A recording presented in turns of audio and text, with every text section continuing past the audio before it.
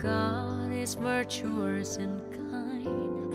God is almighty, and you teach us true meaning of.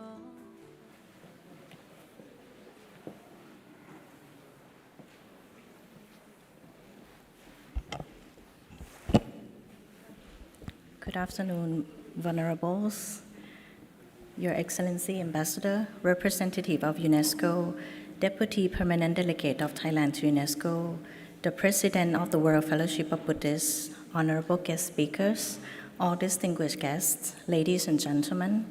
We would like to welcome you back to the International Peace Conference 2024 under the theme Continuing Sustainable Society of Peace Through Education. The Royal Patron of All Faith, organized by Royal Thai Embassy, Permanent Delegation of the Kingdom of Thailand to UNESCO, and the World Fellowship of Buddhists, co-organized by the World Fellowship of Buddhist Youth, the World Buddhist University, regional centers, and associated organization of the World Fellowship of Buddhists, Peace and Harmony Development Association of Master Chingkung Suffren at UNESCO, held on 28th and 29th of October 2024 at UNESCO Headquarter. My name is Sansani Thayari, with great honor to continue to act as host and master of the ceremony for this afternoon program. Together here with me, Master Kantachai Thayari will also have the honor to co-host this afternoon program. Good afternoon. This morning, we are honored to hear address message delivered by His Serene Highness Somdet Phra Mahathirajาร, His Eminence Tik Tien Non, Most Venerable Wu Shin, Your Excellency Ambassadors, Representative of UNESCO, the President of the World Fellowship of Buddhists, followed by Buddhist merit dedication on the auspicious occasion of His Majesty King Rama X 6th cycle birth anniversary. We have also witnessed the video presentation on His Majesty the King Rama X of Thailand, the Royal Patron of All Faith, with his profound commitment and dedication to foster harmony among diverse faiths and belief, strengthening peace and mutual respect. For this afternoon, we will hear address messages to be delivered by Your Excellency to UNESCO, followed by speeches from esteemed guest speakers and messages from representatives from regional centers of the World Fellowship of Buddhists from all over the world. We will end the conference with closing remarks. As beginning to this afternoon program, we are deeply honored to now hear from Your Excellency Mrs. Simona Mirela Miculescu, the President of the General Conference of UNESCO, to kindly give address. Please join me in welcoming Her Excellency to kindly deliver her address on the stage, please.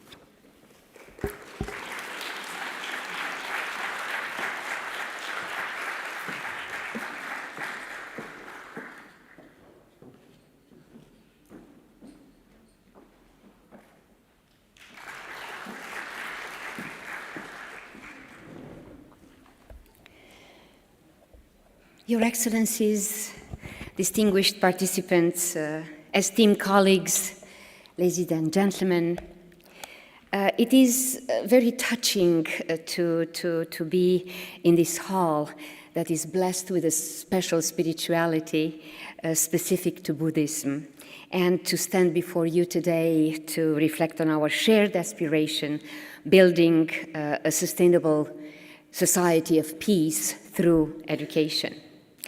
As president of the 42nd session of the General Conference, and as a professor, a mother, a grandmother, and a global citizen, this mission actually resonates deeply with me. Since its founding in 1945, UNESCO has held a simple yet powerful belief: peace cannot be achieved through political or economic agreements alone. It requires a shared foundation based on the dignity of every person, regardless of nationality, faith, or background.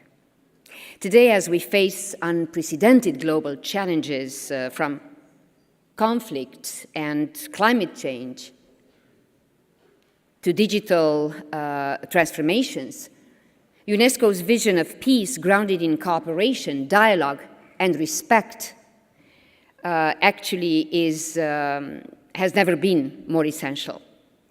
Under my presidency at the 42nd session of the General Conference, member states adopted the UNESCO recommendation on education for peace, human rights, and sustainable development.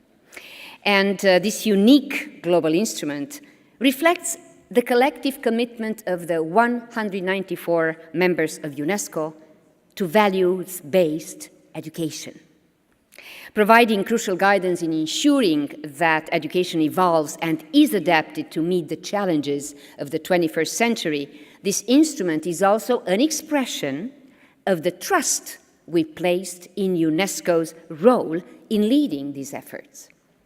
Promoting the implementation of this recommendation is a central priority of my mandate as president, and therefore I'm even more glad to be part of your event today. Distinguished guests, education remains our most powerful tool for fostering a peaceful, just, and sustainable world.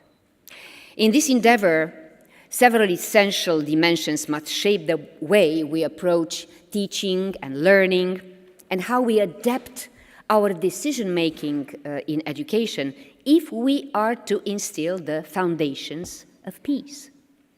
First, education for peace goes beyond mere academics. It is actually about nurturing values such as tolerance, empathy, and respect across generations. This approach transcends borders, shaping global citizens who are as compassionate as they are responsible, equipped with both local and global perspectives. To deepen this foundation, humanity's spiritual and philosophical traditions offer invaluable insights into our shared values. Spiritual traditions encourage compassion, forgiveness, unity, while philosophy promotes critical engagement with ideas of justice, ethics, and wisdom. In integrating these dimensions into education can help young people appreciate diverse beliefs and traditions, fostering respect and unity, a true cornerstone of peaceful societies, right? Culture, too, is indispensable to peace education. The UNESCO framework for culture and art education adopted by the ministers of education and culture in Abu Dhabi earlier this year recognizes this sort of education as fundamental to a quality education that fosters peace, inclusivity, and mutual respect. Moreover, let's not forget the cultural heritage. Through cultural heritage, we connect with our past, understand our present, and we shape our future based on mutual understanding. Our cultural diversity is more than our legacy. It is a shared language of peace that speaks across generations and borders. In today's digital world, on the other hand, developing critical thinking skills is paramount. While social media and digital platforms have transformed communication and information, they also amplified misinformation and hate speech. By instilling media and information literacy in young people, we enable them to navigate information critically, a vital skill for maintaining peace and promoting informed citizenship. The science, technology, engineering, and mathematics, or as we call it here, STEM education, alongside the education for sustainable development, also play pivotal roles in building a peaceful and sustainable world. UNESCO's dedication to open, accessible science extends beyond the classroom, equipping communities to address global challenges like climate change, health crisis, environmental degradation. Through science education, young people gain not only knowledge, but also a sense of ethical responsibility, recognizing their role in safeguarding our planet and advancing peace. UNESCO's founding vision is also rooted in the belief that intellectual cooperation can bridge divides and prevent conflicts. Our recent conference celebrating a century of international intellectual cooperation from legacy to future action that commemorated a century since the creation of the International Institute for Intellectual Cooperation, the precursor of UNESCO, underscored that pedagogical programs should encompass two dimensions: presenting historical perspectives, while at the same time encouraging critical reflection. Archives were considered to be key for distinguishing opinion from knowledge and provide balanced interpretations, fostering the mutual understanding among people and cultures. A global education program based on the elements inscribed in the UNESCO Memory of the World Register was suggested in this context, and I wanted to bring it to your attention. Ladies and gentlemen, our mission for peace through education must reach every child. Tragically, over 250 million children are still out of school, many of whom are girls, facing systemic barriers to education. If we are to achieve quality education for all, we must address inequalities with dedicated resources and policies that ensure safe, inclusive, and well-equipped learning environments. Moreover, our vision for peace must align with inclusive sustainable development goals. Her Royal Highness Princess Mahachakri Sirindhorn once stated, and I quote, "All countries want development because this implies improvement, and we want development that is long-term and therefore sustainable. But we also want development that pays attention to important social, cultural, political, and environmental considerations," unquote. This vision perfectly echoes UNESCO's commitment to promoting development that benefits all and upholds the values of justice, dignity, and environmental sustainability. The journey to peace cannot be led by any single institution or ideology. It is a shared path. We walk together. It is a dynamic process of understanding, cooperation, and respect. To achieve this, we must revitalize international intellectual cooperation, ensuring that our vision of peace reaches across borders, communities, and generations. Let us instill these values in our youth, the architects of tomorrow's world.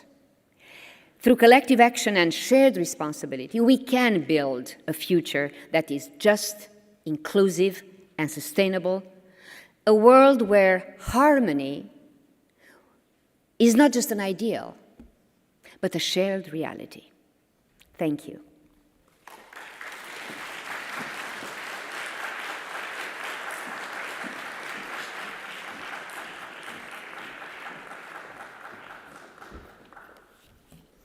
Thank you, Your Excellency, Mrs. Simona Mirella Miculescu, for your kind speech.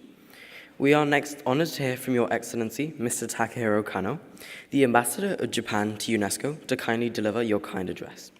Please join me in welcoming His Excellency to deliver his address on the stage, please.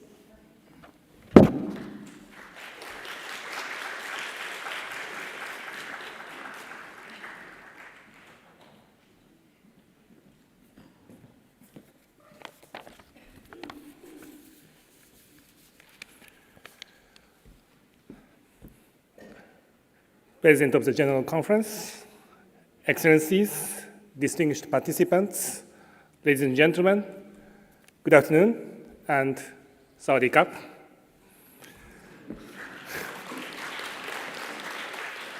I am deeply honored to be here today to participate in this meeting organized by the Royal Thai Embassy, Permanent Delegation of the Kingdom of Thailand to UNESCO, and the World Fellowship of Buddhists. I'd like to congratulate all organizers and co-organizers for the great success of this important event. On a personal note, my connection with Thailand is nearly 30 years old, dating back to mid-1990s, when I was a junior foreign policy officer in charge of Southeast Asia.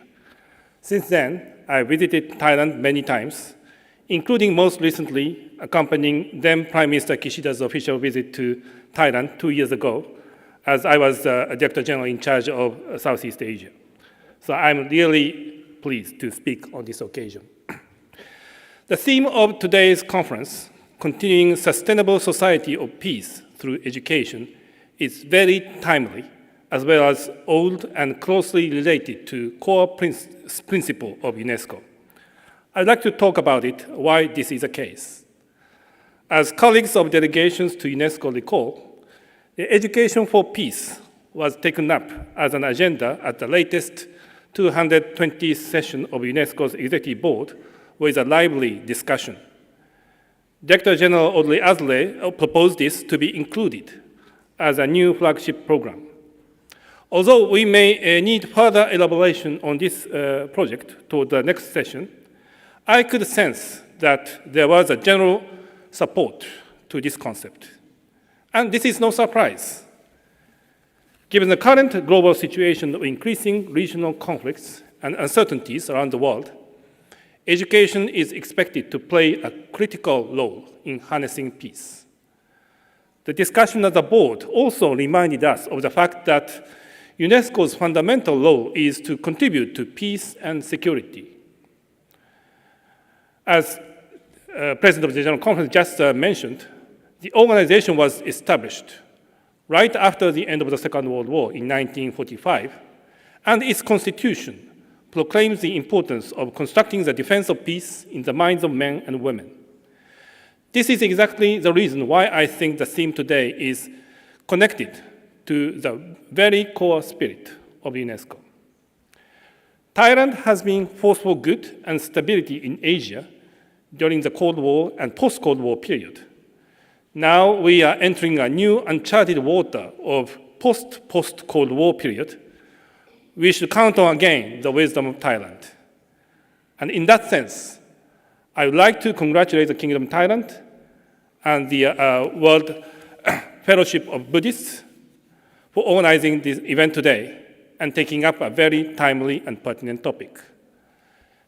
Distinguished participants, with regard to today's theme, Continuing a Sustainable Society for Peace Through Education, let me elaborate more from different perspectives, namely Education for Sustainable Development, or ESD, which Japan has been promoting with UNESCO for more than 20 years. ESD is a concept proposed by Japan at the Johannesburg Summit in 2002. Now, ESD for 2030, based on the resolution of the 40th UNESCO General Conference and the 74th UN General Assembly, is currently being promoted with the aim of achieving the SDGs by 2030. Also, the 1974 Recommendation on Education, which is a core document of UNESCO education sector, was revised for the first time in almost 50 years as at 42nd UNESCO General Conference last year. And as a result of that, ESD was added to the title of new recommendation document. So the new recommendation emphasized the importance of promoting ESD. Thus, the promotion of ESD is a core initiative of UNESCO's education policy, and its philosophy is considered to be well established thanks to the efforts of UNESCO and its member states over the past 20 years. ESD is an initiative to foster the creation of a sustainable society by providing cross-sectoral education in areas such as peace, environmental protection, and poverty prevention. SDG 16 refers to peace, justice, and strong institutions. We could say that ESD is essential to promote education for peace. In Japan, ESD is firmly positioned in the national curriculum guidelines. All children are supposed to learn about the principles of ESD. There are approximately 1,100 UNESCO schools in Japan, which are centers for this implementation of UNESCO's principles. We are convinced that children who have learned the principle of ESD will lead the global society in the future as leaders of a peaceful and sustainable society. As I mentioned earlier, ESD has already been well known as an established concept, and now we are at a stage where each country will take its initiative to promote ESD according to its own national circumstances. In this connection, our delegation of Japan to UNESCO, in collaboration with UNESCO Secretariat, organized recently a side event last week during the session of the Executive Board. 2 partner countries, namely Cabo Verde and St. Kitts and Nevis, were invited to present specific ESD initiatives in their own country on education policies, and that was really informative. In conclusion, I'd like to thank once again the Royal Thai Embassy, Permanent Delegation of the Kingdom of Thailand to UNESCO, and the World Fellowship of Buddhists, and co-organizers for convening this event and inviting me as a speaker. I hope that all of us would benefit from fruitful discussions. Thank you, and Kopun Kap.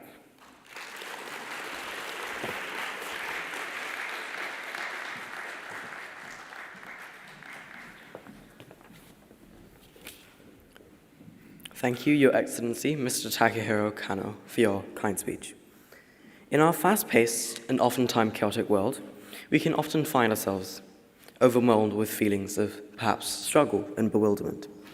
The 10 virtues of Buddhism help provide a clear framework as guidance toward our actions. We are now honored to hear from Professor Wisha Mahachun, advisor of the World Fellowship of Buddhists and council member of the World Buddhist University. Professor Wisha is the Dean of Faculty of Law at Rangsit University, Professor of Law at Chulalongkorn University. He also served as a former president of the Juvenile and Family Division of the Supreme Court of Thailand, former Commissioner, National Anti-Corruption Commission of Thailand, and president of Anti-Corruption Foundation. Professor Wisha Mahachun will deliver a speech on the topic of how Buddhism can create happiness, King Rama X, the royal patron of all faiths, and the 10 virtues in Buddhism. I would like now to extend our warmest invitations to Professor Wisha Mahachun to the stage and to kindly share his speech, please.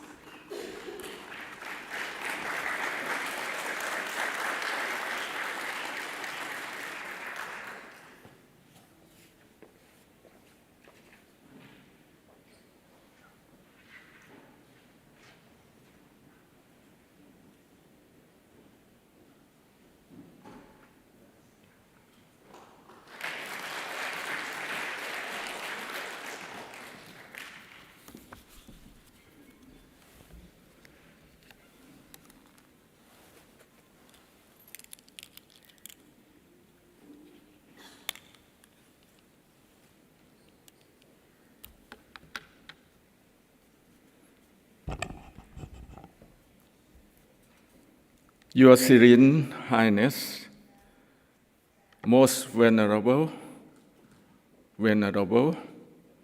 Your Excellency, distinguished guests, ladies and gentlemen, I am very honored and delighted to be invited to give a speech by the World Fellowship of Buddhists and the World Buddhist University in collaboration with partner centers and relevant international organizations,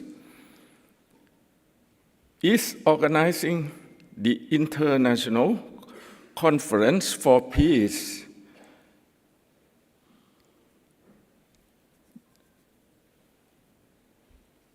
and the documentary and exhibition project, the Royal Patron of all faiths, to honor His Majesty King Rama X on occasion of His Majesty's auspicious birthday anniversary on 20 July 2024.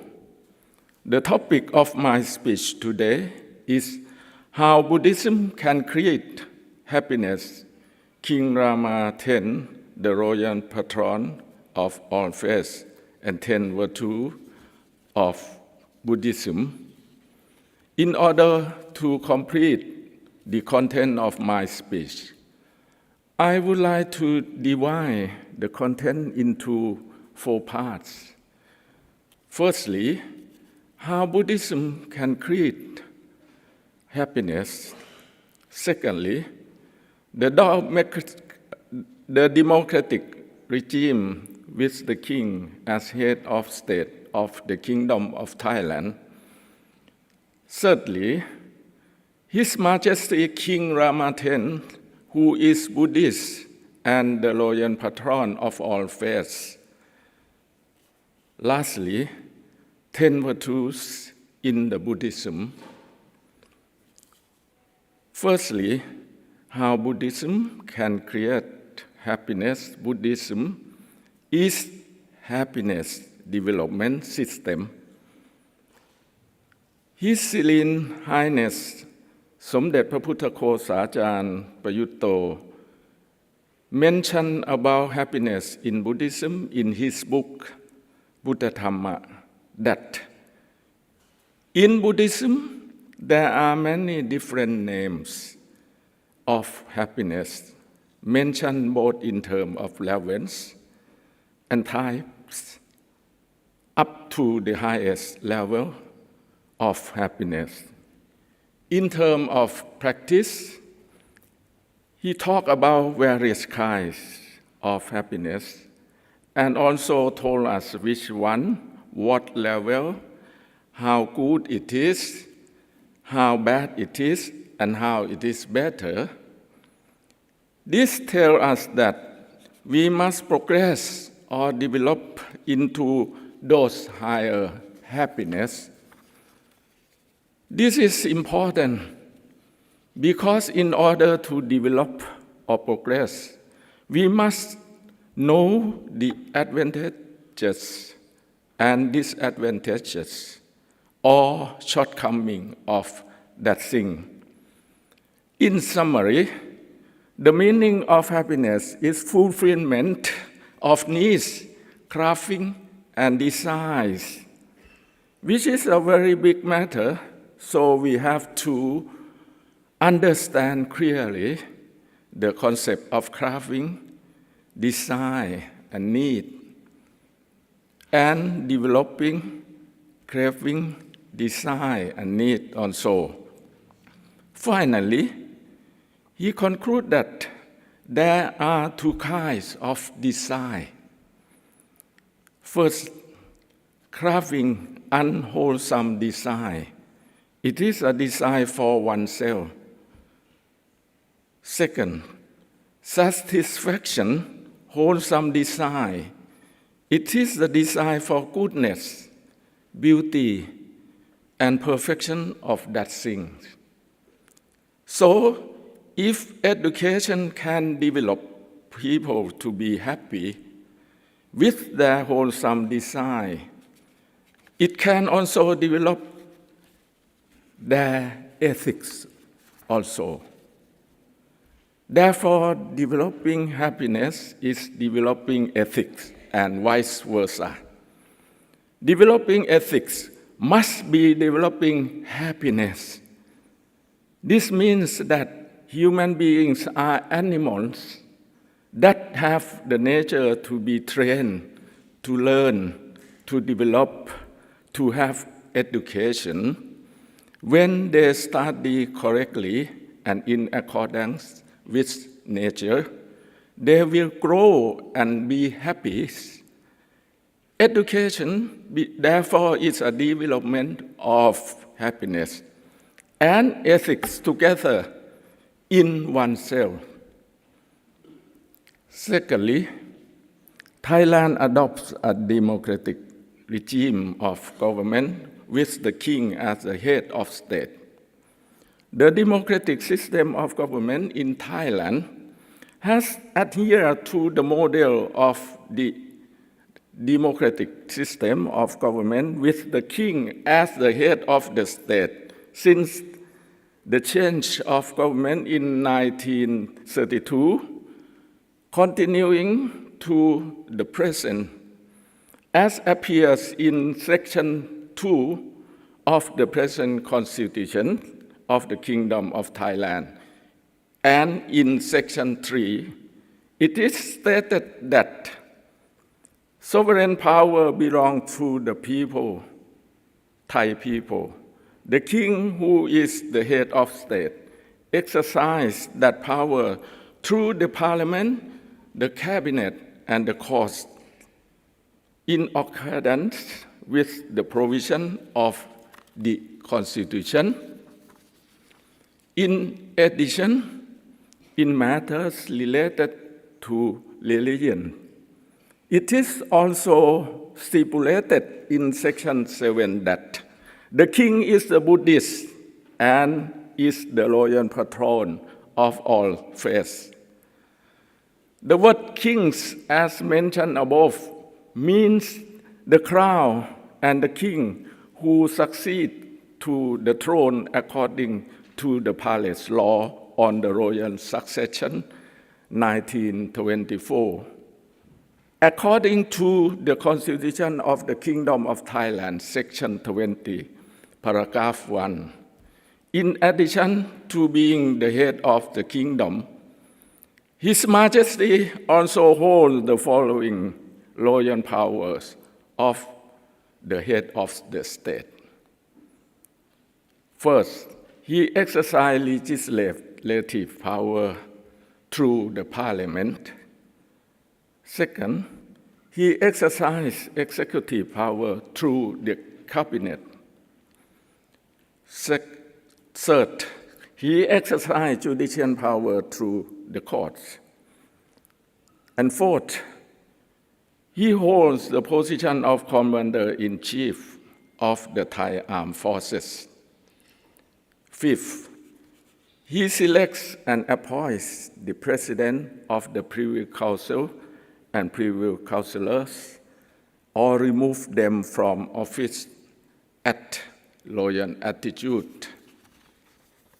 His Majesty also retains the following personal royal powers of the monarch. First, he represents the nation. Second, he advises, encourages, and warns the Prime Minister and the government. And third, the special royal prerogative, according to custom, include discretionary power, which is always needed to protect the community against unexpected dangers. This special power is exercised directly through the cabinet or privy council.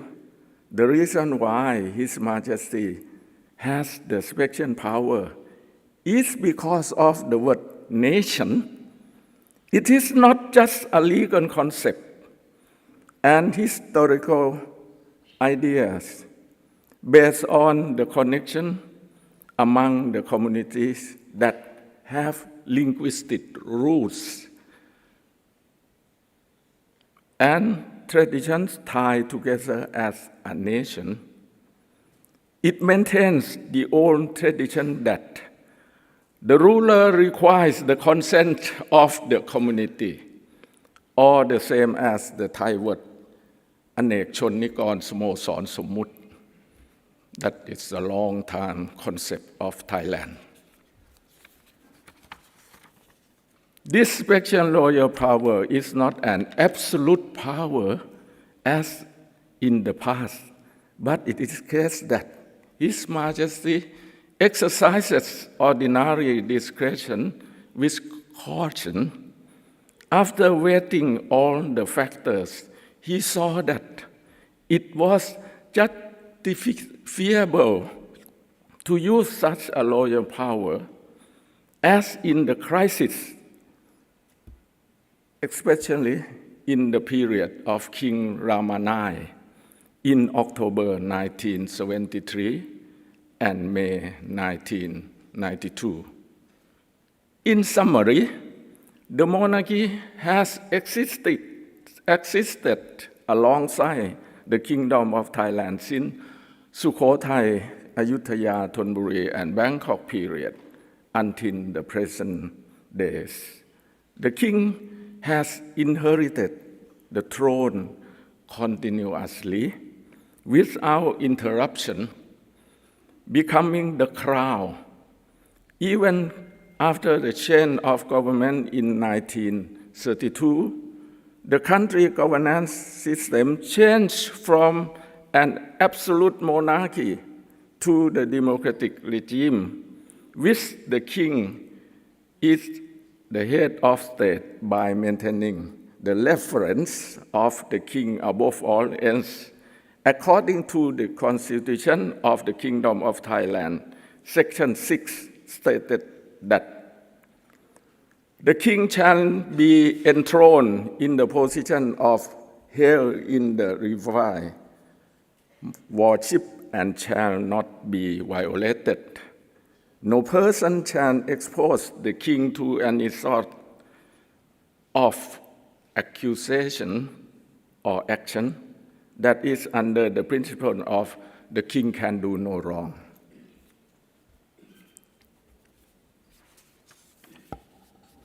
In harmony with the democratic regime, that is, His Majesty doesn't have unlimited power as in the past,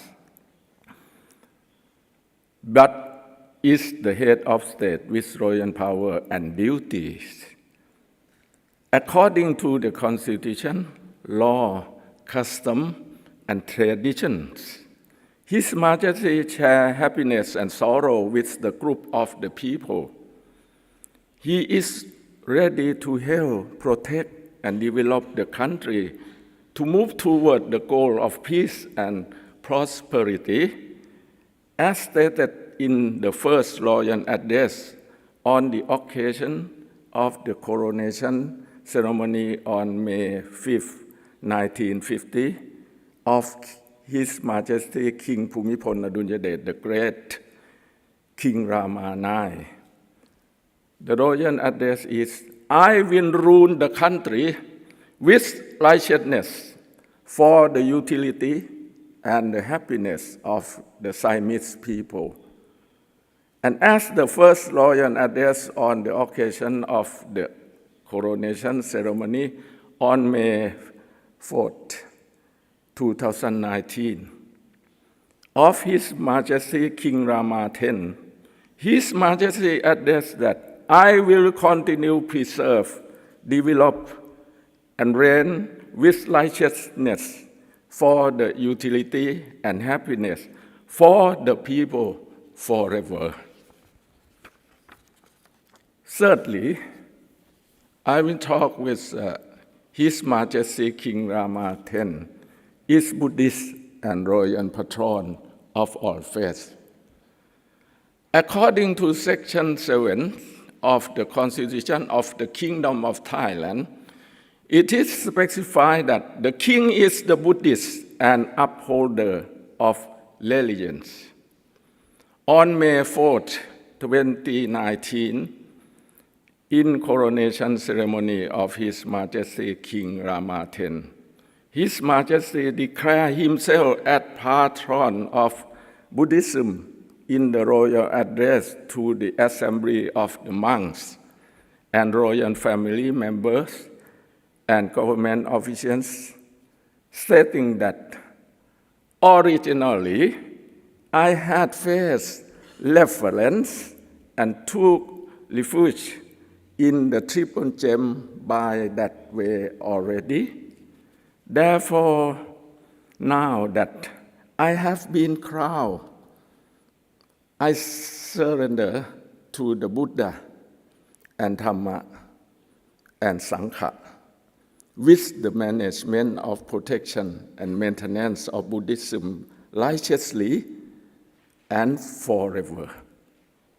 May the blessed monks please remember me well as the patron of Buddhism. From the history of the Thai nation, there is important evidence showing that the Thai king was Buddhist and was royal patron of all faiths. That is an event during the reign of King Narai the Great, 1632 to 1688,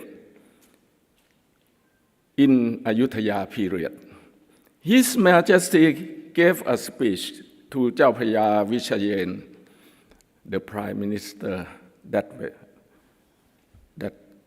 time, regarding King Louis XIV of France request that he convert to Christianity.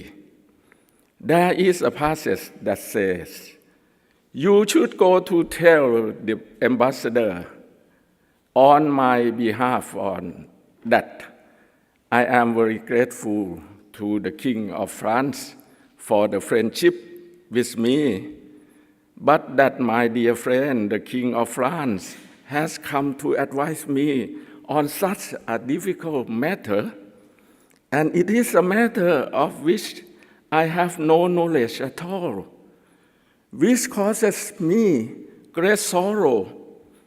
But let the wise King of the France consider how important and difficult it would be to change the religion which has been practiced to 2,000 or more 2,000 years.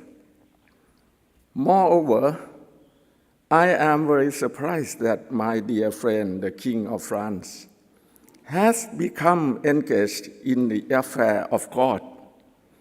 For I see that God Himself has no interest in this matter, because human beings have the same body, soul, and matter. Is God who made it so? If God didn't want it to be so, why did He allow different religions to exist all over the world?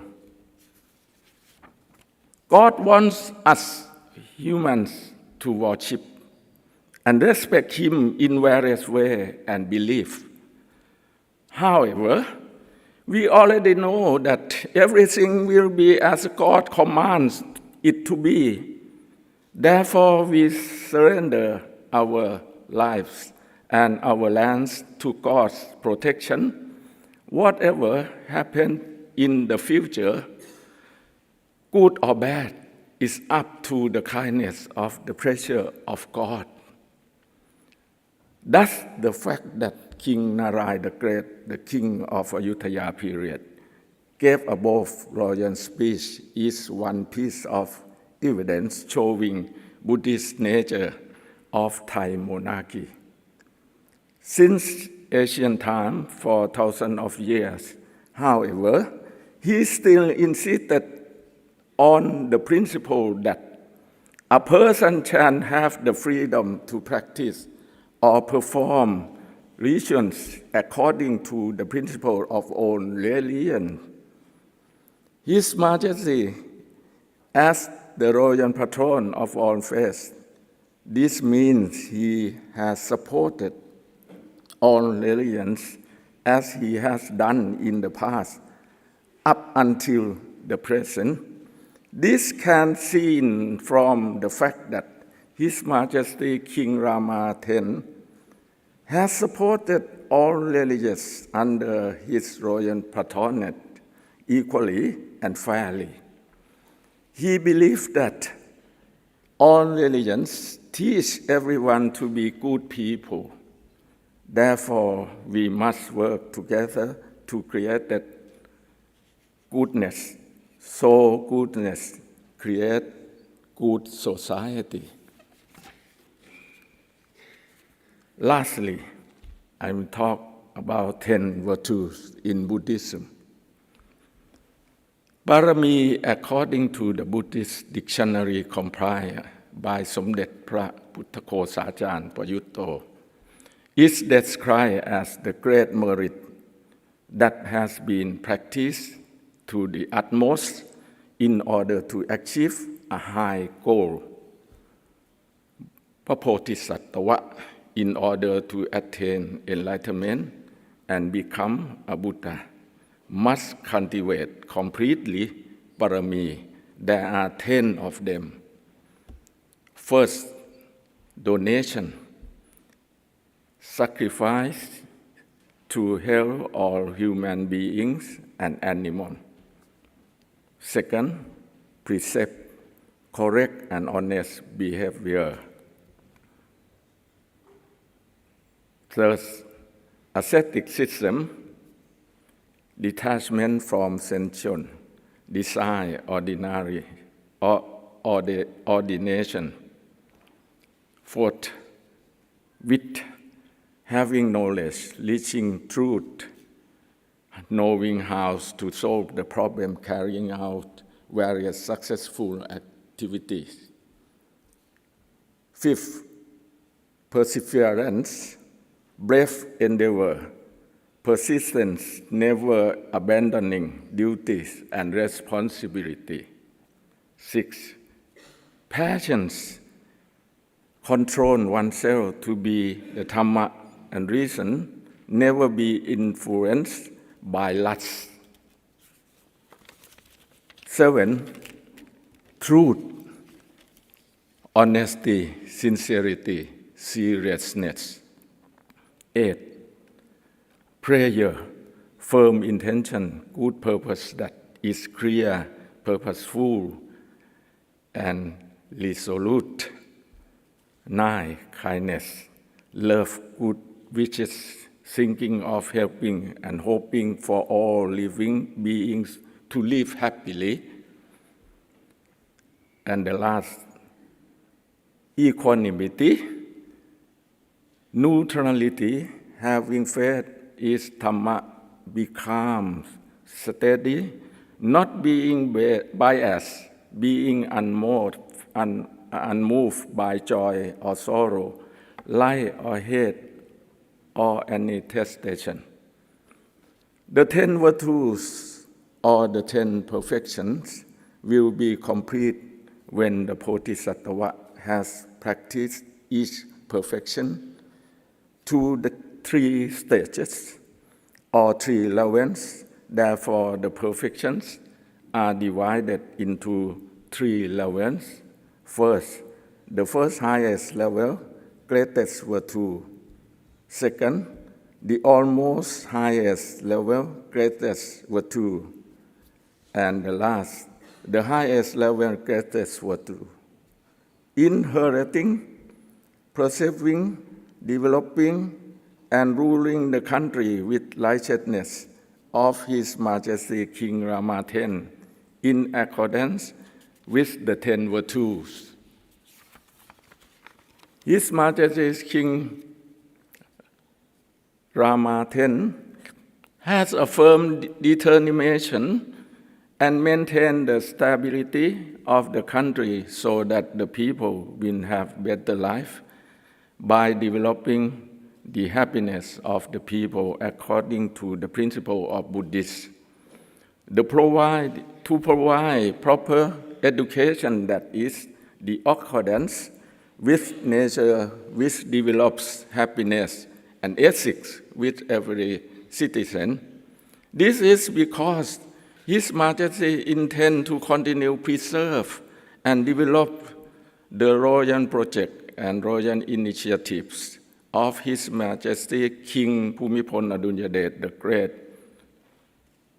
King Rama IX, to alleviate suffering and promote sustainable happiness for the people and develop the country to prosperity.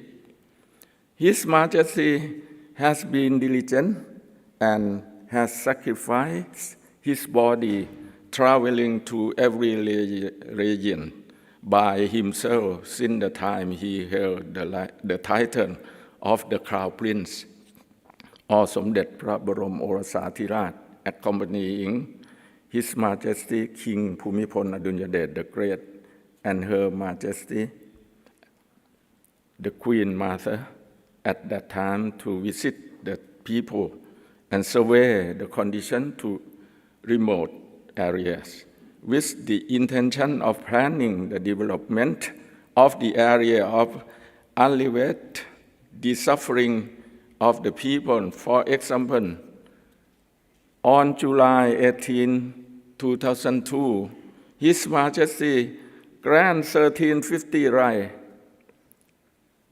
1,350 rights of his personnel and to Ministry of Agriculture and Cooperative, along with granting royal initiative to consider determining guidelines for land use for conservation and sustainable use of natural resources. In addition, His Majesty is aware of and concerned about the well-being of the people, especially the suffering caused by natural disasters, such as drought, storms, flood, etc. Moreover, the Society has royal projects initiated by His Majesty King Rama X, many more that are infinite utility to the people in all areas of the country, such as Royal Volunteer Project under the Royal Initiative, the Khok Nong Na Model Project, which is adapted from the new theory of His Majesty King Bhumibol Adulyadej, the great King Rama IX, applied to the model to promote learning processes, participation, and self-reliance to be able to manage oneself and the community for sustainable happiness, which is consistent with the Royal Volunteer Project under the Royal Initiative and the Royal Project Arayakaset or agronomy to continue preserve and develop according to the Royal Initiative of Sufficient Economy, with Khok Nong Na of kindness and hope. The word Arayakaset is a royal word from His Majesty King Rama X. It means a good area of the country by organizing schools under the Office of the Basic Education Commission. More than 30,000 schools to lead in more than 100 schools to create a civilized agriculture country, agronomy country. This is continuous, preserve and develop in line with the Royal Initiative of Sufficient Economy, emphasizing that educational institutes organize teaching and learning, creating a model of new agriculture theory in a small area. It can be implemented in all conditions of a small area, adjusting the basic thinking, practicing discipline, and solving real problems in the local area, to learning in educational institutions, making it a stable and sustainable source of support for the community. The above examples of royal initiatives show that His Majesty invented, granted, and developed guidelines for participation of the people in all areas of Kingdom of Thailand, so that the people will be the good citizen according to the 10 virtues, which are the extremely practice of the good deeds. To achieve the highest goal, both in giving and sacrificing to help fellow human beings by honest behavior, with a pure mind, with knowledge, reaching the truth, preserving, striving to do things bravely, with perseverance, seriousness, sincerity, and determination, in a clear and good goal, with love and goodwill for all citizens, to live happily, without being biased towards anyone. The royal grace that His Majesty has for the people has resulted in great result. That is, it can solve the problem and create quality of life for citizens in every community in accordance with His Majesty First Royal Commands that I will continue, preserve, develop, and rule the country with righteousness for the utility and happiness of the people forever. Now, all of us pray for Lord Buddha, blessing His Majesty King Rama X. Long live the King. All of the attendance and participation. Everybody, thank you.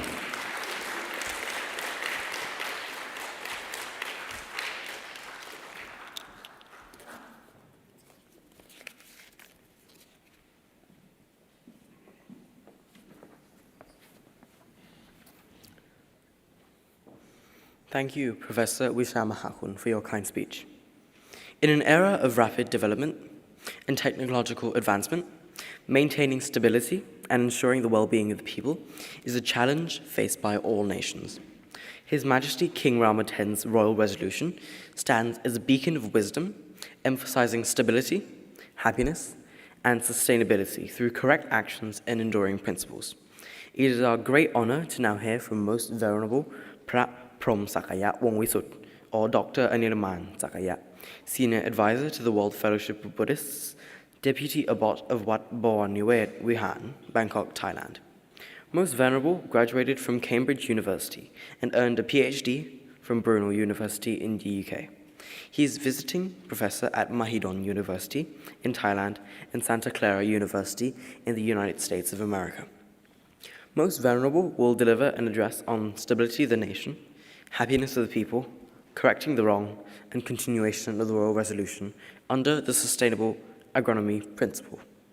I would now like to invite Most Venerable Prom Sakaya Wongwisut, the Senior Advisor of the WFBY, to kindly have his speech on the stage.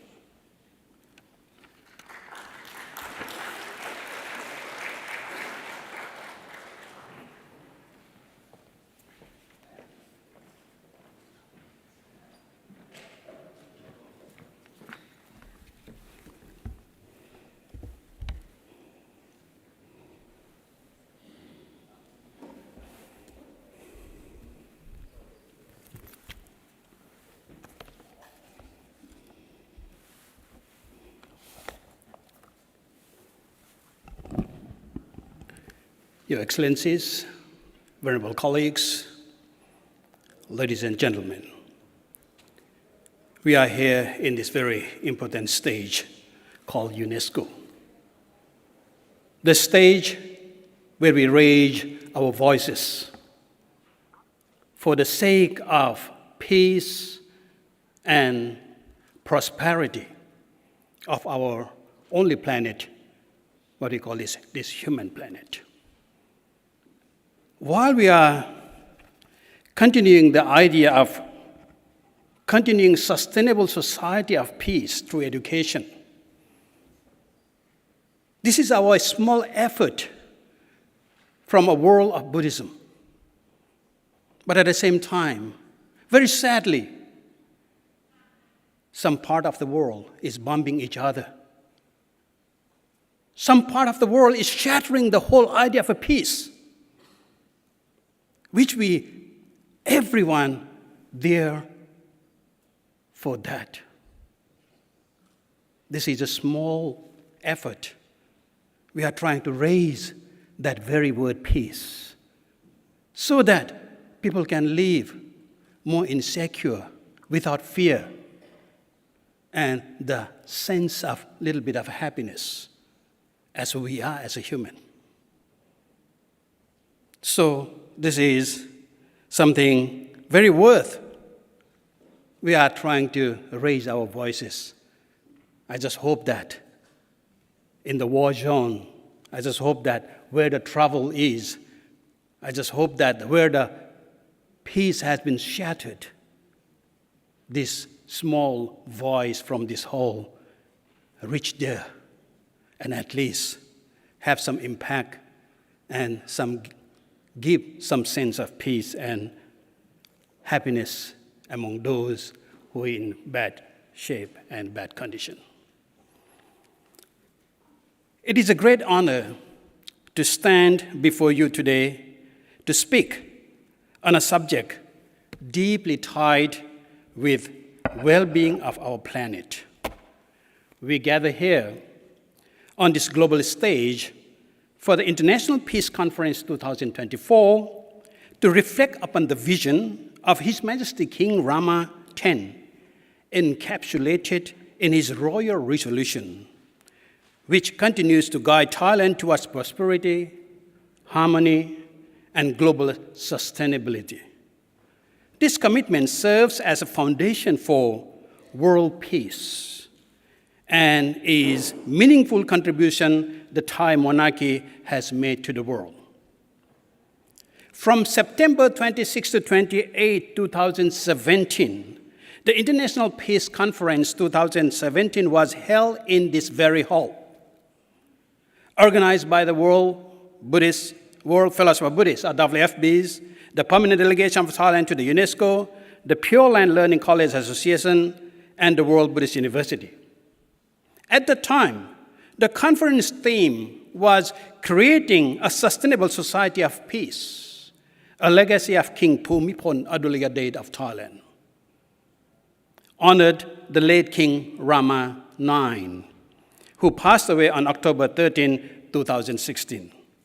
This year, the same organizers have set a new theme for International Peace Conference 2024 under the theme Continuing Sustainable Society of Peace, expanding upon the King Rama IX's legacy and the ongoing work of King Rama X.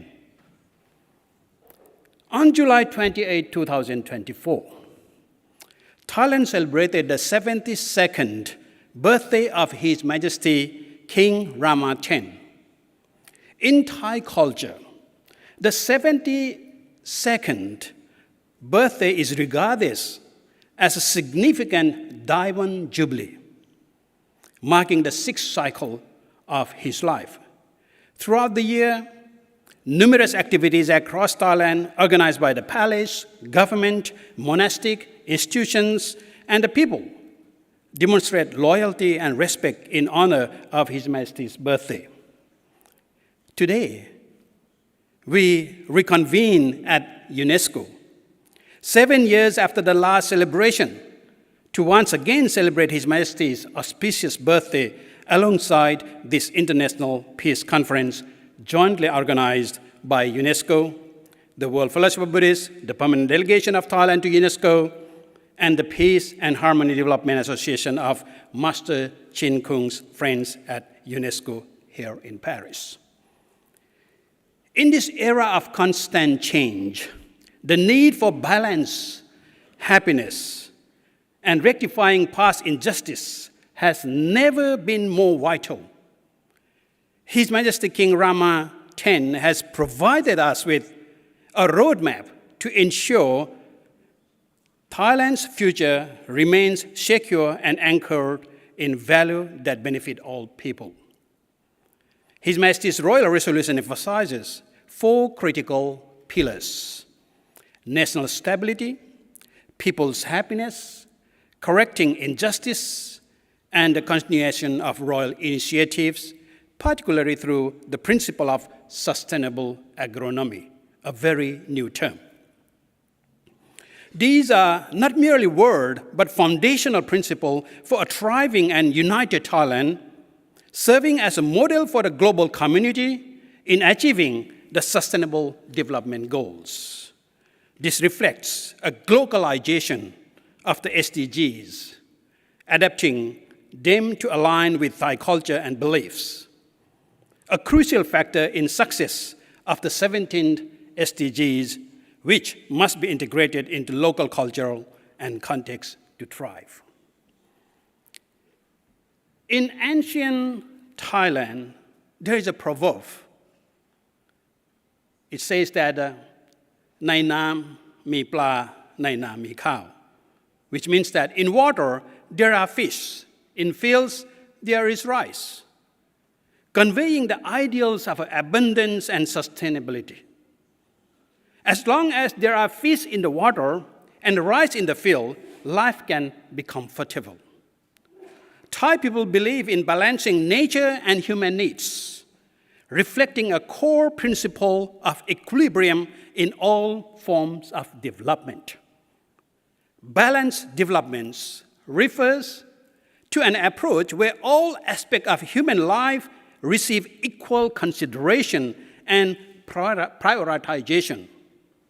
This encompasses fields such as economics, social welfare, environmental sustainability, education, healthcare, and cultural preservations, aiming to develop each area in a way that promotes harmony and balance. Recognizing that economic growth alone cannot measure progress if it comes at the expense of other vital aspects of human well-being.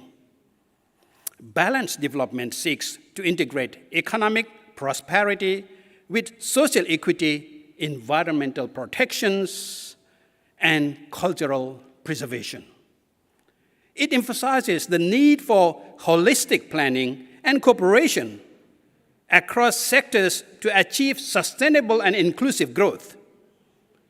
Balanced development is essential to achieving sustainable development goals, as it ensures that the interests of all stakeholders are taken into account with careful attention to the long-term effects of development projects. Balanced development has long been the backbone of Thai economy and society, providing a crucial framework for the country's progress. His Majesty King Rama X has continued the sufficiency economy initiatives introduced by his late father, King Bhumibol Adulyadej, who was internationally recognized for his contributions to sustainable development and happiness of the people. King Rama X's royal resolutions builds upon these principles, focusing on stability, happiness, justice, and continuity, especially in sustainable agronomy. This commitment aligned with UNESCO's sustainable development agendas, highlighting the importance of combining traditional knowledge system with contemporary practice for comprehensive development. What I am trying to put in this keynote is that trying to overview the King Rama X's royal resolutions, emphasizing its focus on national stability, the happiness of the people, correcting environmental issues, and the continuity of these efforts through sustainable agronomy. Central to this vision in Buddhist values, we support both individual and collective well-being and offer a philosophical framework that harmonizes human life with nature. The integration of these ideals with modern sustainability practices creates a comprehensive model that resonates with UNESCO's global sustainability goals, particularly in the realms of education, culture, and sustainable development. It was in 2006, United Nations Secretary General Kofi Annan awarded King Bhumibol Adulyadej the United Nations first Human Development Lifetime Achievement Awards, recognizing the monarch's 60 years long efforts to support the poorest and most vulnerable in his kingdom as an example to the world. Mr. Anand said of King Bhumibol, quote, "Your Majesty has made an extraordinary contribution to human development.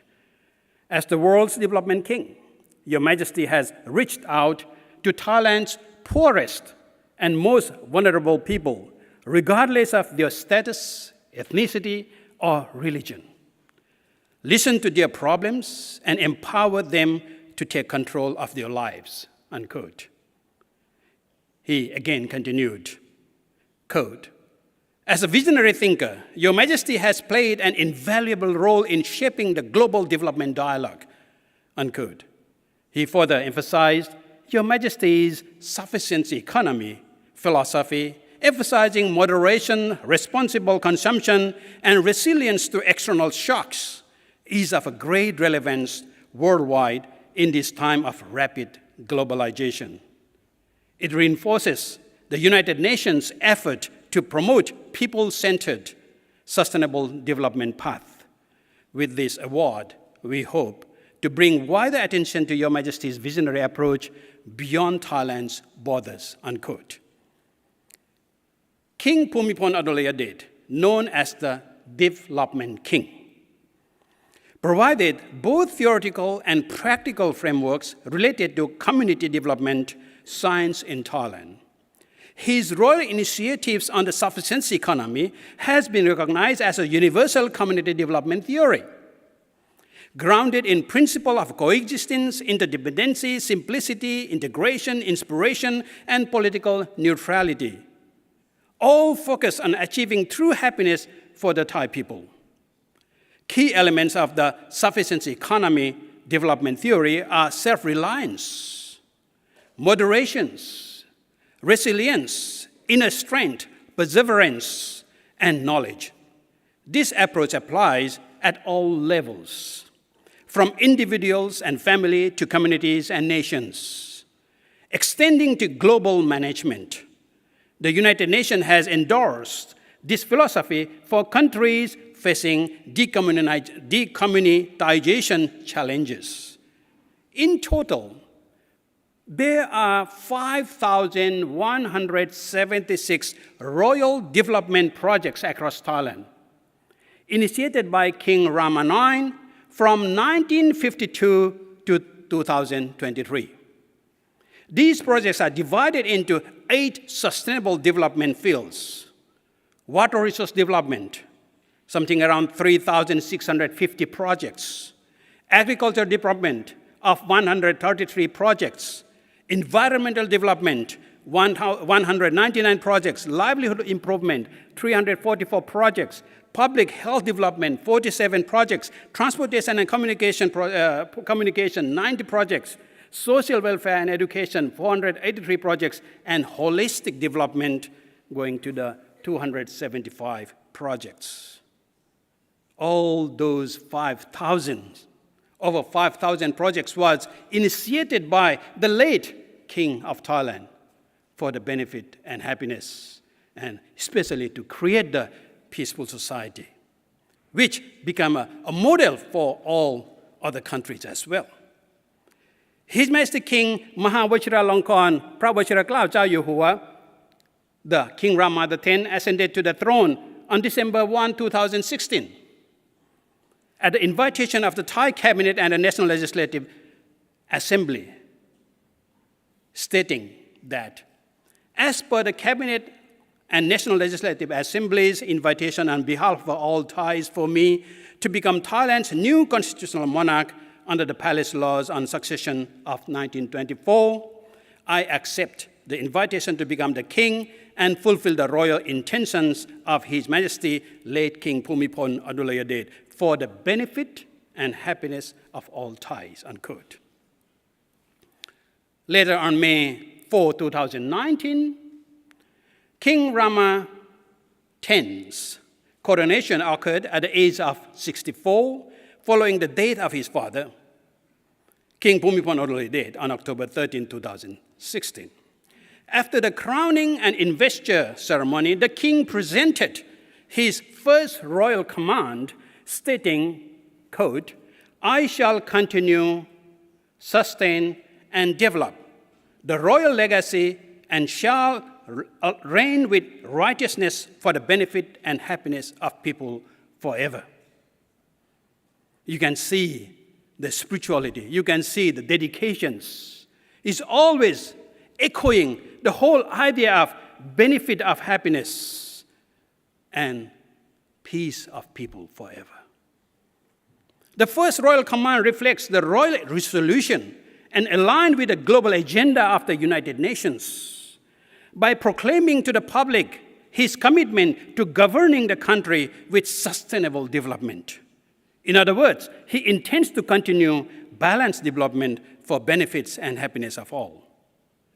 As King Rama X articulated in his own word, the Royal Resolution serves as a comprehensive framework for national development, emphasizing the importance of stability, happiness, and justice as essential elements of a prosperous and harmonious society, key principle of the Royal Resolution, which includes stability.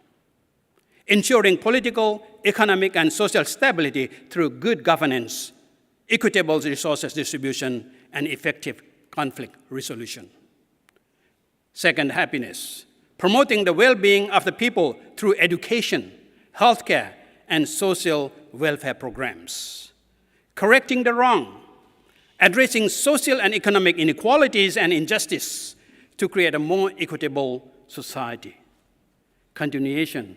Ensuring the Royal Resolution's continuity through reflective leadership and institutional mechanism. King Rama X has expanded upon the Royal Resolution, emphasizing sustainability and environmental protection, particularly focusing on the role of agronomy, which is management of land and resources in achieving national development goals. Your Excellencies, ladies and gentlemen, sustainable agronomy is a holistic approach to national development that seeks to balance land productivity, environment sustainability, and social equity. It emphasizes preserving natural resources, promoting biodiversity, and improving community livelihood. The principle of Royal Resolution on Sustainable Agronomy highlights the interconnectedness of people, the environment, and economy. Key areas of Royal Resolution of Sustainable Agronomy include environmental protection, which is in need in this age. Prioritizing the protection of natural resources such as water, soil, and biodiversity. Social equity, emphasizing the importance of promoting social justice and improving community livelihoods. Economic sustainability, ensuring that economic development is sustainable and does not compromise the ability of future generations to meet their needs. King Rama X's sustainable agronomy encompasses 5 levels of actions. Sustainable people, Arya Jana. Sustainable planet, Arya Bhumi. Sustainable partnership, Arya Kitcha. Sustainable prosperity, Arya Vardhana. And sustainable peace and happiness, Arya Sukha. These labels parallel the UN's 5 Ps of Sustainable Development Goals, but King Rama X emphasized cumulative development initiated by each individual. Once an individual recognizes the importance of sustainable agronomy, they are considered a sustainable individual, Arya Jana. Their action contribute to developing their surroundings for sustainability, Arya Bhumi. A sustainable planet, Arya Bhumi, encourages more individuals to collaborate for sustainable partnership, that is Arya Kitcha, which ultimately leads to sustainable prosperity, Arya Vardhana, and sustainable peace and happiness, Arya Sukha. Excellencies, ladies and gentlemen, King Rama X employs the term sustain from its etymological meaning, derived from sus, sus, which is a prefix, plus the tenere, which is in Latin. Here, tenere means uphold, sharing the same derivation in Pali and Sanskrit. In this context, dra, the same etymology as tenere, also means uphold, forming the basis for the universal term dharma. Thus, sustain can be interpreted as dharmic or upholding. In other words, it signifies balanced development, the essence of SDGs in practice. Etymologically, sustainable development means dharmic development or balanced development. King Rama X approaches international peace through his royal resolution of sustainable agronomy. Peace does not merely mean the absence of war and conflict. It requires balanced cognitions as a foundation. If each individual can cultivate their mind in dharma, that is, sustainability or in balance, their action will lead to a dharmic people, dharmic planet, dharmic partnership, dharmic prosperity, and dharmic peace. The terms Arya and Dharma are used synonymously. Sadly, today, we are living in fear and conflict. An undharmic world where people prioritize their existence over others. The world is driven by egocentric views, a direct consequence of capitalism. King Rama X, therefore, following Buddhist teachings on no self, encourages us to shift our perspective from me to we, moving from egocentric to ecocentric, thinking through his royal resolution of sustainable agronomy. His Majesty King Rama X's royal resolution offers more than just a national strategy. It presents a model for global sustainability that integrates Buddhist ecological ethics with modern agricultural science. Buddhism teaches that all life is interconnected, and the idea is central to the king's vision of sustainable agronomy. His focus on biodiversity, environmental conservation, and the climate resilience echoes the global call for sustainability, as articulated in UNESCO's 2030 Agenda for Sustainable Development. At UNESCO, where the preservation of cultural heritage, environmental sustainability, and the promotion of peace are key objectives, King Rama X's approach provides a framework that can be adopted by other nations. His integration of Buddhist principle with economic practice demonstrates that sustainable development is not merely a technical challenge, but also a moral and philosophical one. By promoting values such as compassion, mindfulness, and balance, the Royal Resolution offers a path toward a more harmonious relationship between humanity and nature, an approach that resonates deeply with global need for sustainable, resilient societies. His Majesty King Rama X emphasizes national stability as a prerequisite for sustainable development. Agriculture, a key pillar of the Thai economy, plays a crucial role in fostering stability. Under King Rama X's royal resolution, sustainable agronomy is not only viewed as an economic strategy, but as a pathway to long-term social and environmental resilience. Buddhist principles, particularly the middle path, guide the king's approach to stability. This doctrine advocates balance and moderation, mirroring the sufficiency economy philosophy first introduced by King Rama IX. Just as the middle path encourages the moderation to avoid extreme of indulgence and deprivation, King Rama X's vision for agronomy promotes balanced land use, avoiding the overexploitation of natural resources while ensuring that agricultural practices remain productive and sustainable. The principle of dharma, or natural law, also informs the king's approach to agronomy, recognizing the interconnectedness of all beings. The Royal Resolution promotes practices that respect the environment and sustain biodiversity. By advocating for organic farming, reducing reliance on chemical pesticides, and encouraging indigenous knowledge systems, King Rama X ensures that agricultural stability is achieved harmoniously with nature rather than at its expense.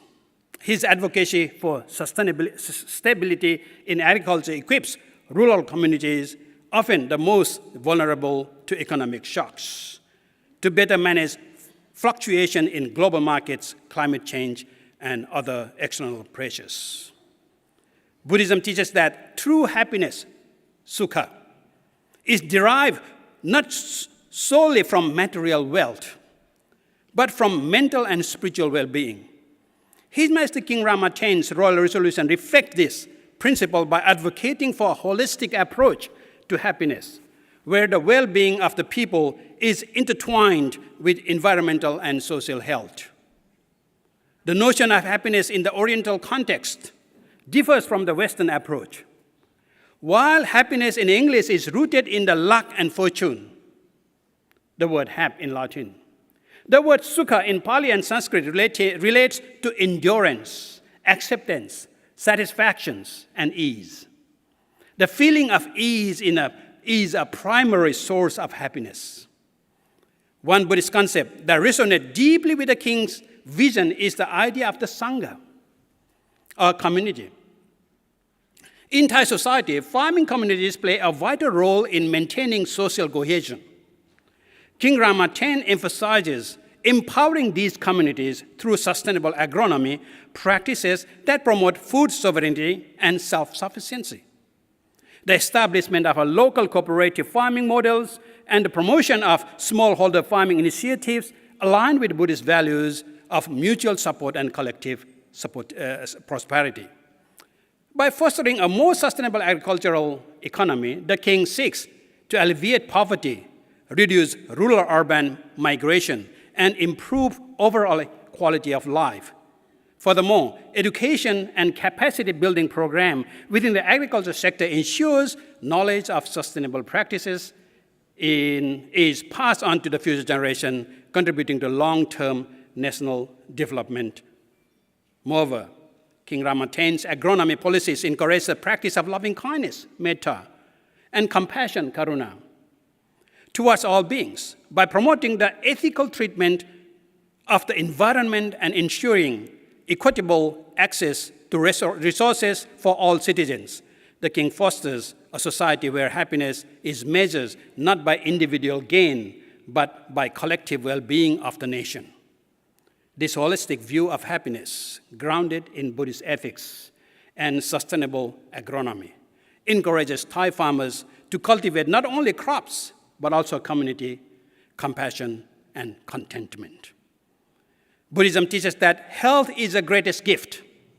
Accordingly, King Rama X is dedicated to the well-being and happiness of his subjects and the people of the world. During the COVID-19 pandemic, the government and the people were in chaos. While all the government and people was indecisive how to take care of this pandemic, His Majesty King dedicated hundreds of millions of dollars, working with the scientists, working with all the experts, came out with all these new inventions of these mobile sectors to screen out the virus, to treat the virus, and give medical support to all the hospitals, not only in Thailand, but also in abroad. As far as I remember, there was one load of one big plane from His Majesty King sent over to India to help to cope with the COVID. Similarly, His Majesty King also sent full load of one big plane with all the medical equipments and whatever it is needed to tackle with the COVID situations to the kingdom of to the Nepal at the time. So his way of trying to solve the problem, trying to think as the health is a very important thing for human being to survive, and he has done that immensely with his very particular knowledge of what he can do within the help of all the expertise. Similarly, on the third piece, on the third issue, correcting the wrong, is a fundamental concept in the Royal Resolution, emphasizing the need for justice, equity, and moral rectitude in all facets of national development, including sustainable agronomy. His Majesty King Rama X is committed to rectifying social injustice and addressing the inequalities that hinder sustainable development. By promoting sustainable agronomy practice, the king aims to empower marginalized societies communities, especially smallholder farmers, ensuring that their rights are upheld and their voices are heard in the development process. One of my contributions, which I have been doing in Thailand, is that I used to go to the prison to teach or to correct all those inmates. And I guess that it is only in Thailand that His Majesty King has that dedication or kind of that has a legally that have power to give amnesty to those one who create the crimes to our society. Of course, it was unfortunate that people create crimes out of their desire, out of their anger, out of all those things. But are we ready to forgive them? Are we ready to give the second chance for them? In Thailand, how heavy sentence you are sentenced, even to the death penalty, even to the life sentence, but there is one door always open, that is a compassion of His Majesty King, where His Majesty King annually give a royal pardon or amnesty to those prisons, all those inmates, giving them a second chance to improve and become a human resource to develop the country, to sustain the society of peace. Similarly, in continuation of sustaining the royal vision that his father has already started with over 5,000 projects in order to help to materialize the SDGs. His Majesty King Rama X carry on those jobs, those projects, and on top of that, even expanded those projects to a more valuable to the more wider society. Therefore, all those what His Majesty King Rama X has dedicated his all effort, resources for the happiness and continuing the sustainable society of peace. In conclusion, I would like to say that the royal resolution of King Rama X represents a comprehensive approach to national development that seamlessly integrates sustainability, happiness, and social justice. Through sustainable agronomy, the king envisioned a society where stability, happiness, and righteousness flourish, enable all Thais to thrive. Rooted in Buddhist teachings, the Royal Resolution serves as foundational framework for cultivating a resilient, equitable, and prosperous future. By recognizing the intricate interconnections among people, the environment, and economy, King Rama X articulates a vision of sustainable development that honors traditional values while addressing contemporary challenges. As Thailand navigates the complexities of modern world, King Rama X's unwavering commitment to sustainable agronomy and well-being of his people stands a beacon of hope and inspiration. It reminds us all of the critical need to balance progress with compassion and responsibility. Through the lens of sustainable agronomy, the King's initiatives exemplify both national and international dedication to sustainability, aligning with global efforts spearheaded by organizations such as UNESCO and the United Nations. In a world grappling with the urgent issues of climate change and food security, Thailand's approach under King Rama X provides a viable pathways for sustainable development that harmonize cultural heritage with modern science and environmental stewardship. The King's endeavor tackle local and global challenges, drawing upon the ethical tenets of Buddhism by integrating principles such as compassion, mindfulness, non-harming, and interconnectedness into sustainable agronomy practices. He not only ensures the long-term resilience of Thailand's agricultural system, but also enriches the global discourse on ethical leadership and sustainability. In the face of escalating environmental crisis, King Rama X's Royal Resolution exemplifies the powerful synergy between ancient wisdom and contemporary scientific approaches. By continuing the legacy of his father, King Rama IX, while adapting it to the needs of the 21st century. King Rama X affirms that sustainability transcends policy. It is a profound moral imperative that calls for justice, compassion, and mindful stewardship of the Earth's resources. This vision closely aligned with UNESCO's mission, positioning Thailand as a valuable model for other nations pursuing sustainable development in agronomy and beyond. By honoring his father's legacy, while introducing his unique vision, King Rama X provides an enduring model of leadership that prioritizes the well-being of both people and the planet. His sustainable agronomy initiatives illuminate a path for other nations, inspiring to achieve long-term agricultural resilience, economic stability, and environmental sustainability. A balanced dharmic approach to the United Nations Sustainable Development Goals. Long live the King. May peace prevail in this world. Thank you.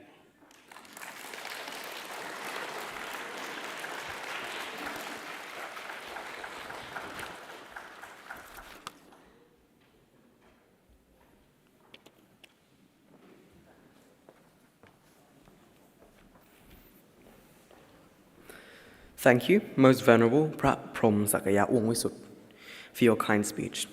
Next, we are truly privileged today to hear from our distinguished guests from the regional centers of the World Fellowship of Buddhists, each bringing a unique perspective from their respective regions. Let us begin with Most Venerable Thich Win Lay, advisor to the World Fellowship of Buddhists, president of the International Buddhist Cultural Heritage Organization of the USA. We extend our warmest invitation to you to kindly share your remarks.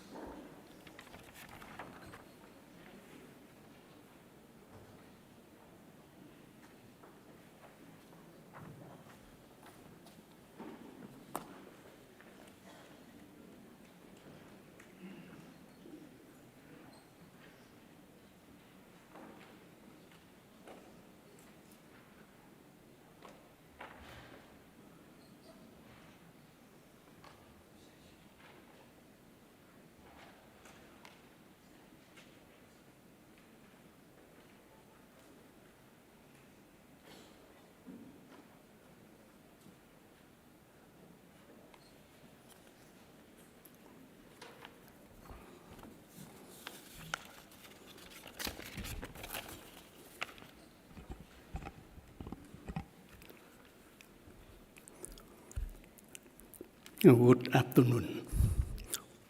Ma Sangha, Mr. Farlok Thai, the President of the World Fellowship of Buddhists.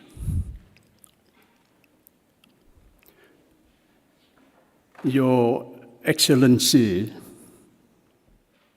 distinguished guests, ladies and gentlemen, it is a profound honor to join this auspicious celebration of the 6th sacred birth anniversary of His Majesty King Maha Vajiralongkorn, King Rama X. Since the beginning, His Majesty's reign is the embodiment of the principle of Buddhist wisdom. His Majesty's solemn pronouncement in surrendering the throne to reign with sagaciousness for the benefits and happiness of the people, followed by his unwavering leadership and dedication to peace and well-being of Thai people, reflects the Buddha's teachings on virtuous leadership and a noble middle path to balance strength with heart and reason with compassion. His actions are always harmonious with his edicts, from the continuation of rural development projects to supporting sustainable agriculture and alleviating poverty. King Ramaten built on his late father, King Bhumibol Adulyadej's legacy, by advancing the sufficiency economic philosophy, which underlies moderation and ethical governance, ensuring sustainable projects while reserving Thailand's resources and environment for future generations. To address the country's modernizing challenges, His Majesty worked tirelessly to imbue the Buddhist value of compassion and generosity through thoughtful socio-economic progress and humanitarian initiatives. The Buddha taught that the one who practices to benefit both themselves and others is the foremost, best, chief, highest, and finest.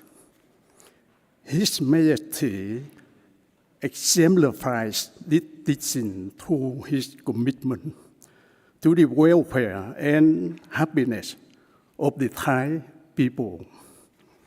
The Avatam Saka Sutra teaches that all phenomena are interconnected and mutually penetrating.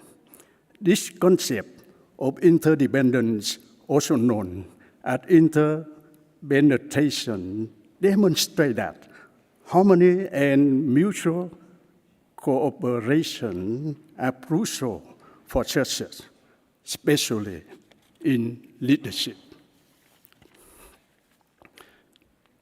His Majesty King Ramaten strives to achieve this harmony in all his deeds, promoting unity within Thailand and extending that peace to the global community. As we reflect on His Majesty's excellent leadership, let us also be guided by the eternal teaching of the Buddha. Hatred is never overcome by hatred in this world. By non-hatred alone is hatred overcome. With His Majesty's wisdom and compassion as a model, we are reminded of our shared responsibility to create a world of peace, understanding, and mutual respect. With deep gratitude, may I extend my sincere thanks to UNESCO, the Thai Embassy in France, and Mr. Phallop Thayare, the President of the World Fellowship of Buddhists, for their dedication for making this conference a great success. Thank you. Thank you very much.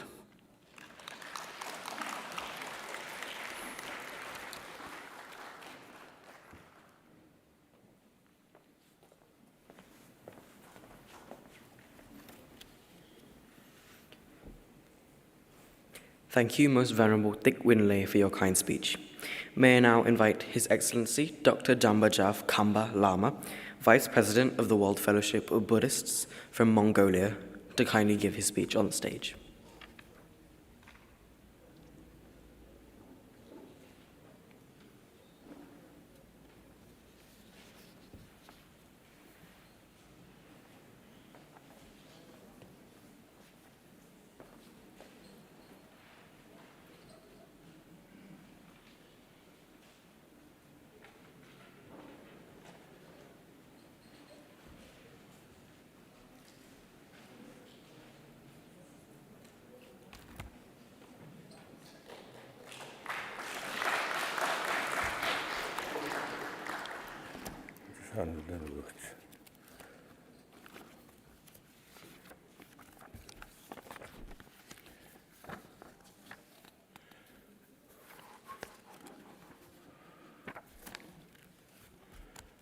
Just a minute.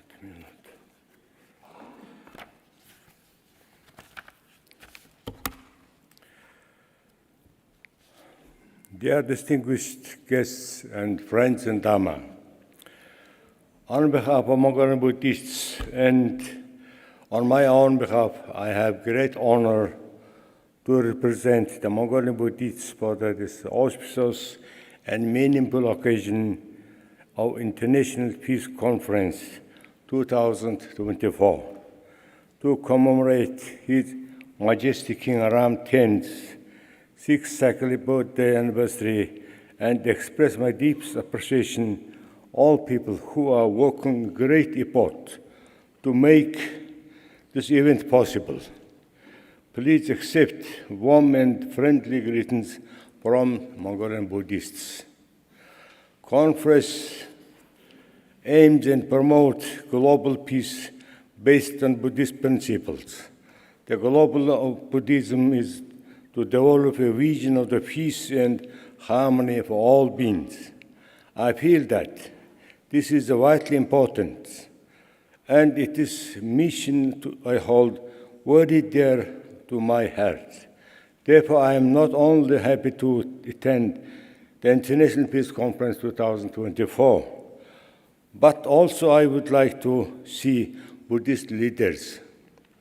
Peace and harmony means achieving equality and eliminating self-attachment and pride service as the principle and spirit of the post-accept of the theme and embodies respect for mutual understanding and tolerance for other people. It aims to establish an equal, open, and diversified exchange to cooperation for the people of inside who love the world, care for life, uphold Buddhism, and cherish loving kindness and compassion. Buddhist teachings on peace, compassion, liberation, and profit for others is always the very lodestar of all Buddhists and cultivation for enlightenment and freedom of mind. Today, human beings have created serious problems, not only themselves, but also have made trouble for all living beings. Therefore, Buddhist leaders are altogether need to play an important role for developing, strengthening human value based on the principle of mutual respect and harmony, compassion, forgiveness, and equality. This is the Buddhist approach to solve the world complications. I completely believe that Buddhist leaders can act an example for our society. It is our character and our commitment, patience, and the mutual respect for differences, traditions, opinion, and contribute to the development of peace and improvement of mankind. Finally, all Buddhist leaders could respect each other's way of practicing, which will lead cooperation, conducting good deeds to all mankind, and also preserve peace at large. People truly believe in the ideal, harmonious, and peaceful coexistence of human beings. May all beings be happy and peaceful forever. Thank you very much.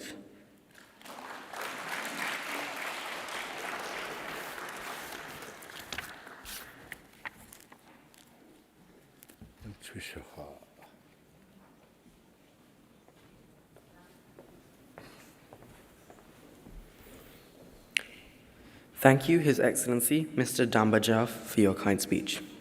May I now invite Most Venerable Dik Bok Dan, Vice President of the World Fellowship of Buddhists, the President of the United Vietnamese Buddhist Congregation in Australia and New Zealand, to kindly give speech on the stage.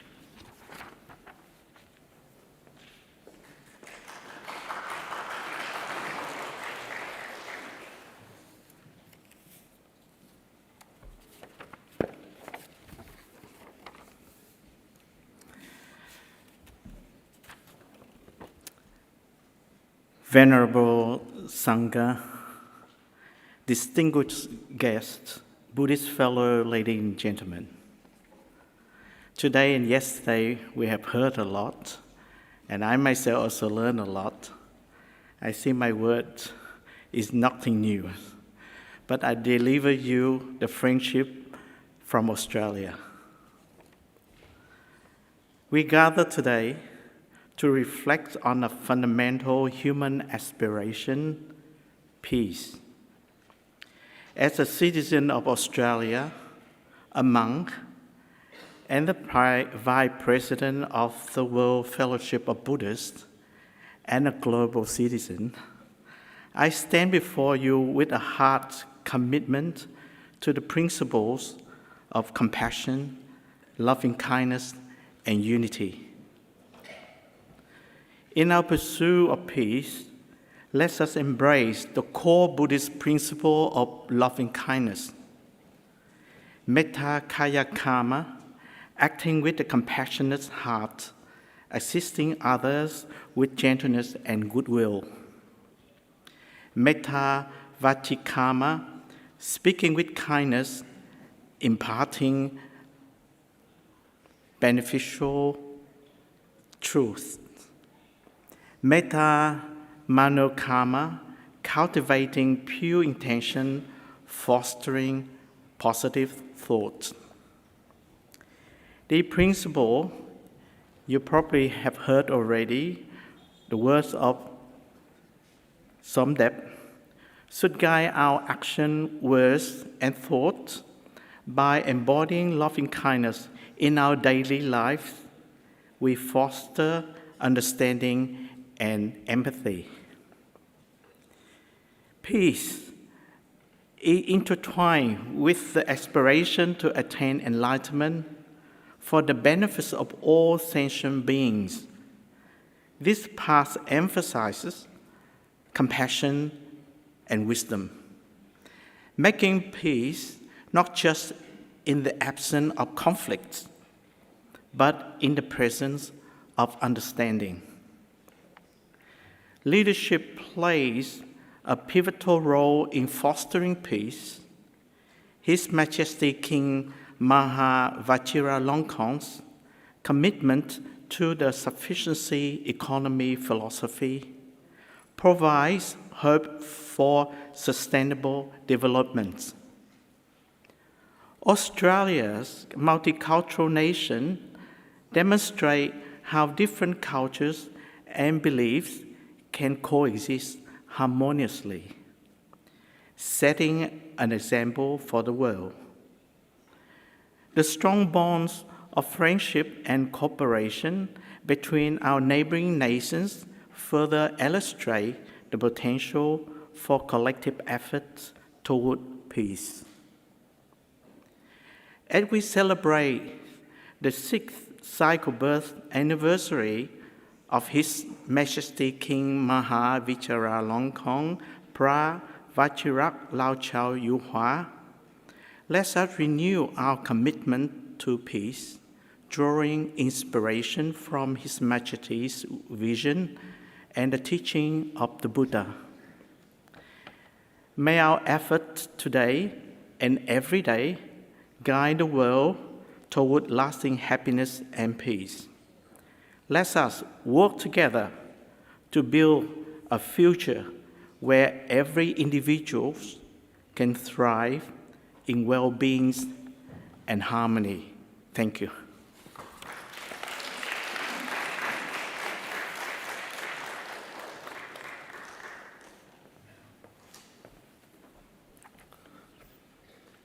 Thank you, Most Venerable Thich Bok Tan, for your kind speech. May I now invite Most Venerable Dai Shi, Vice President of the World Fellowship of Buddhists, President of the Buddhist Association of Canada, Cham Shan Temple, to kindly give his speech on stage.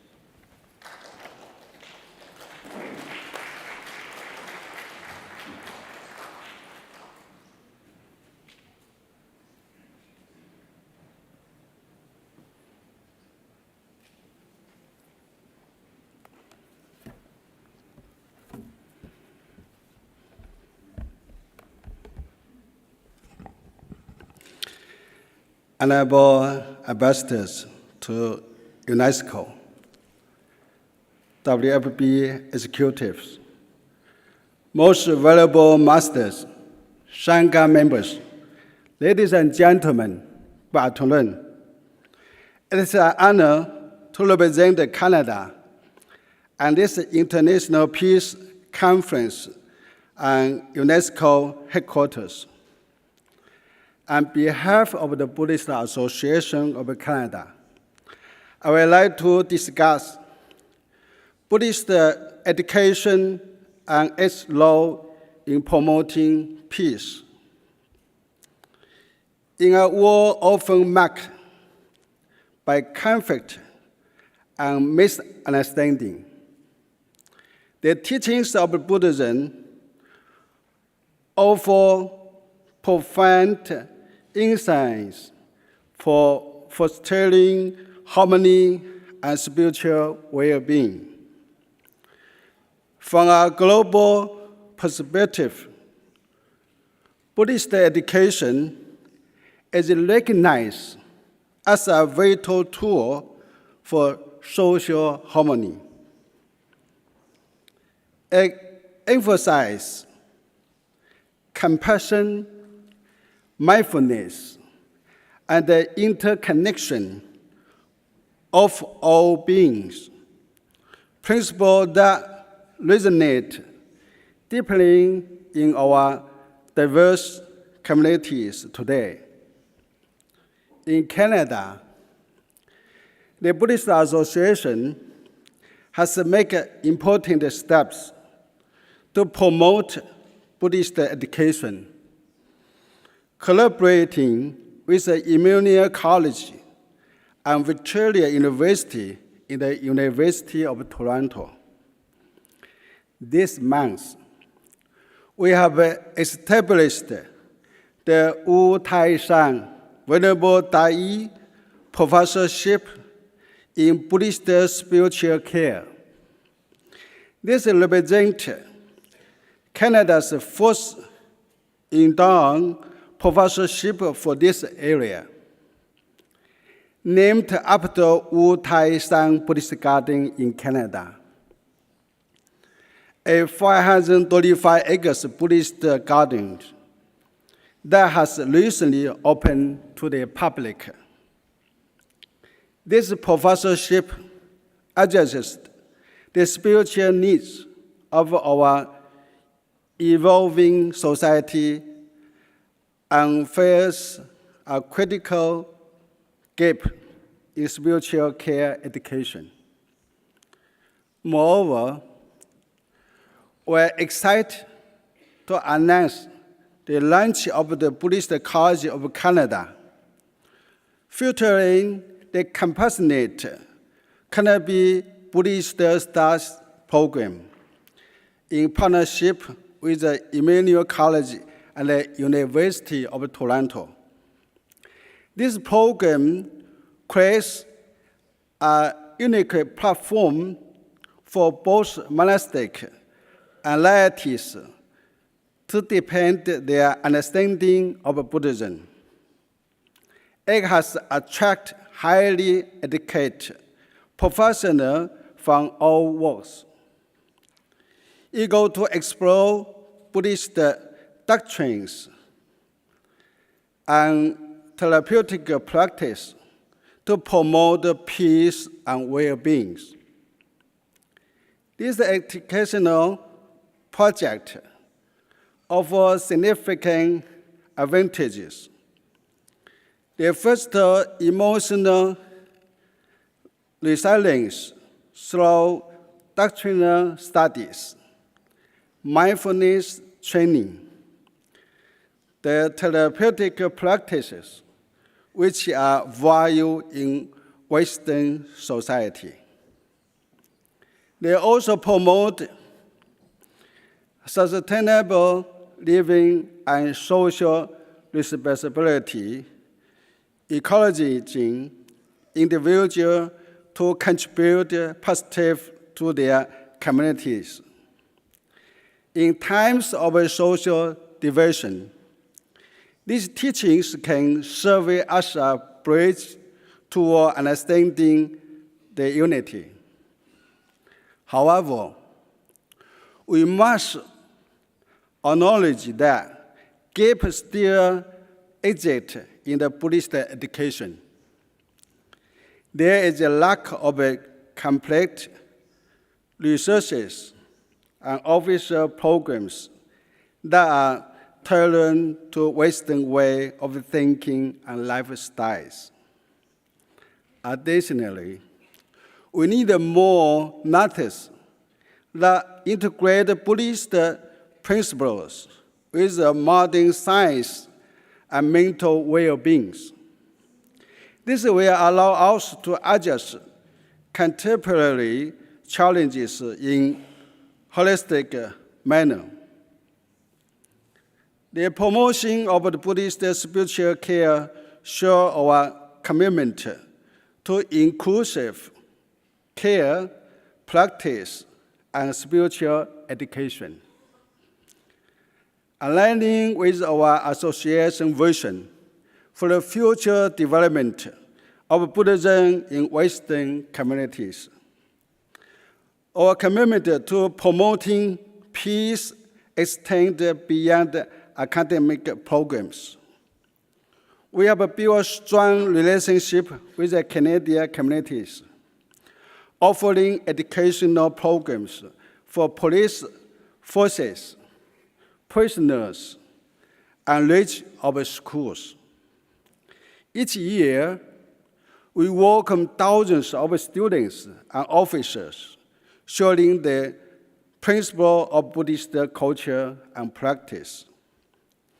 Our approach includes activities such as meditation, children's classes, vegetarianism, and interfaith dialogue. These programs cultivate a deeper understanding of Buddhist teachings. They foster compassion and mindfulness and participate and bridging gap between diverse backgrounds. In conclusion, Buddhist education plays a vital role in promoting peace through both academic effort and community engagement. We'd like to thank UNESCO and WFBY for providing this platform for discussion. May we work together in this essential journey toward peace and harmony in the world. Thank you.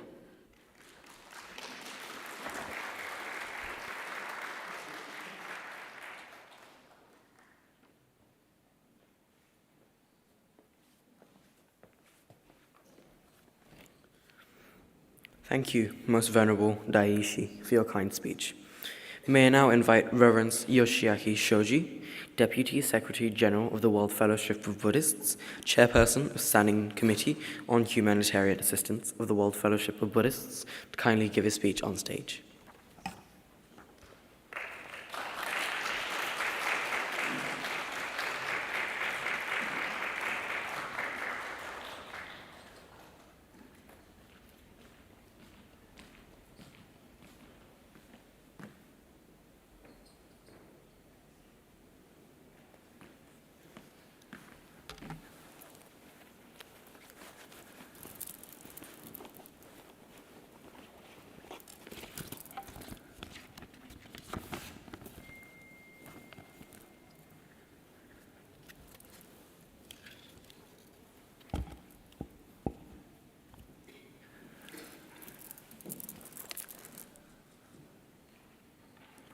Most venerable, distinguished guests, ladies and gentlemen, hello.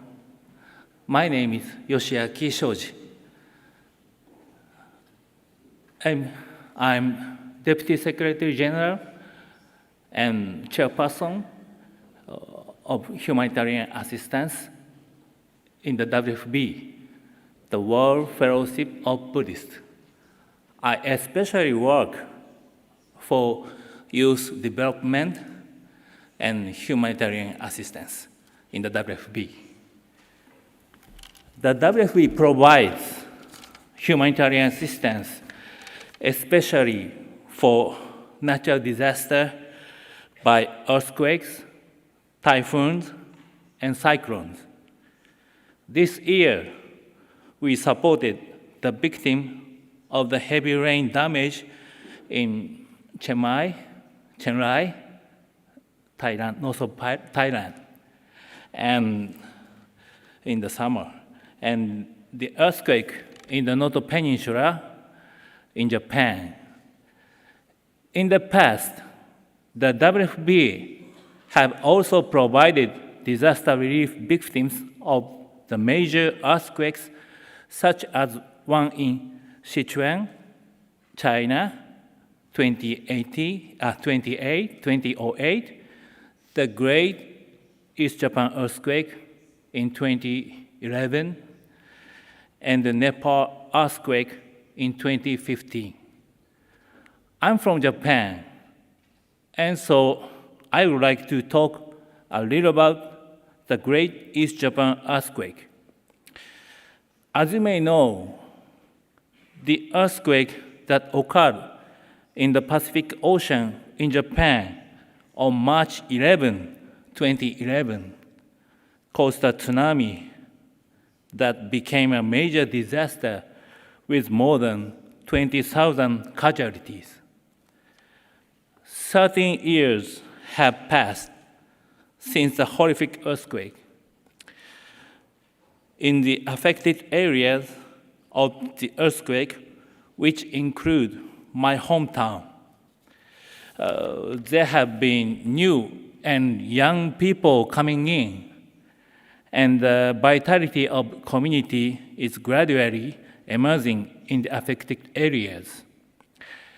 The WFB worked with a Christian organization to donate fishing nets and outboard motors for their fishing boats to young fishermen who settled in the affected areas. Since then, we have visited them regularly and continue to support them. Are any of you familiar with the fishermen's work? Their work is so tough. They leave the fishing port early in the morning, fish for a long time, then return to the port to sell the fish to the market. But that's not all. They have to remove ocean trash from the fishing nets that are hundreds of meters long, repair the tom nets, wrap them in blue sheets, tie them with rope, and load them onto the boat. One day, I went to see the fishermen's work with some local children. The fishermen were silently removing ocean trash trapped in fishing nets. There were many pieces of plastic bags and bottles tangled in the nets. One of the children who saw this said, "I never knew there was so much garbage in the nets. From now on, I will try not to buy unnecessary things. I will also careful how I throw away garbage." Another child said, "I want to keep this beautiful sea forever." According to the fishermen, fish that could only be caught far south can now be caught in the northern seas. The climate crisis has a major impact on our lives. It is the cause of disasters, economic disparities, and military conflicts. I believe there is a reason why the SDGs promoted by the United Nations emphasize environmental consideration? Now is the time for us to join hands and create a sustainable world. I believe that this is the only way to protect our planet, work toward peace, and realize our happy lives. Thank you very much.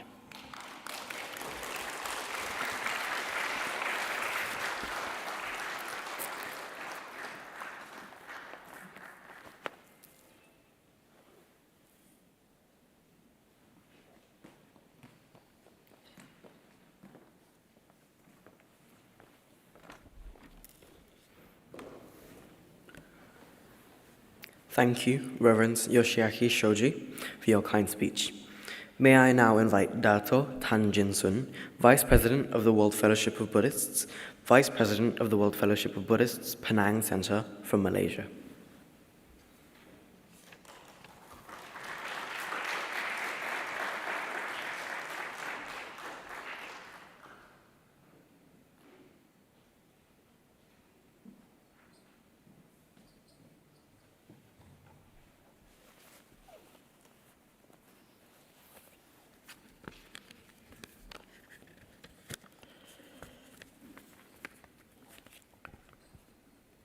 Venerable Sirs, Your Excellencies, distinguished guests, President of WFBY, Kun Palop Patari,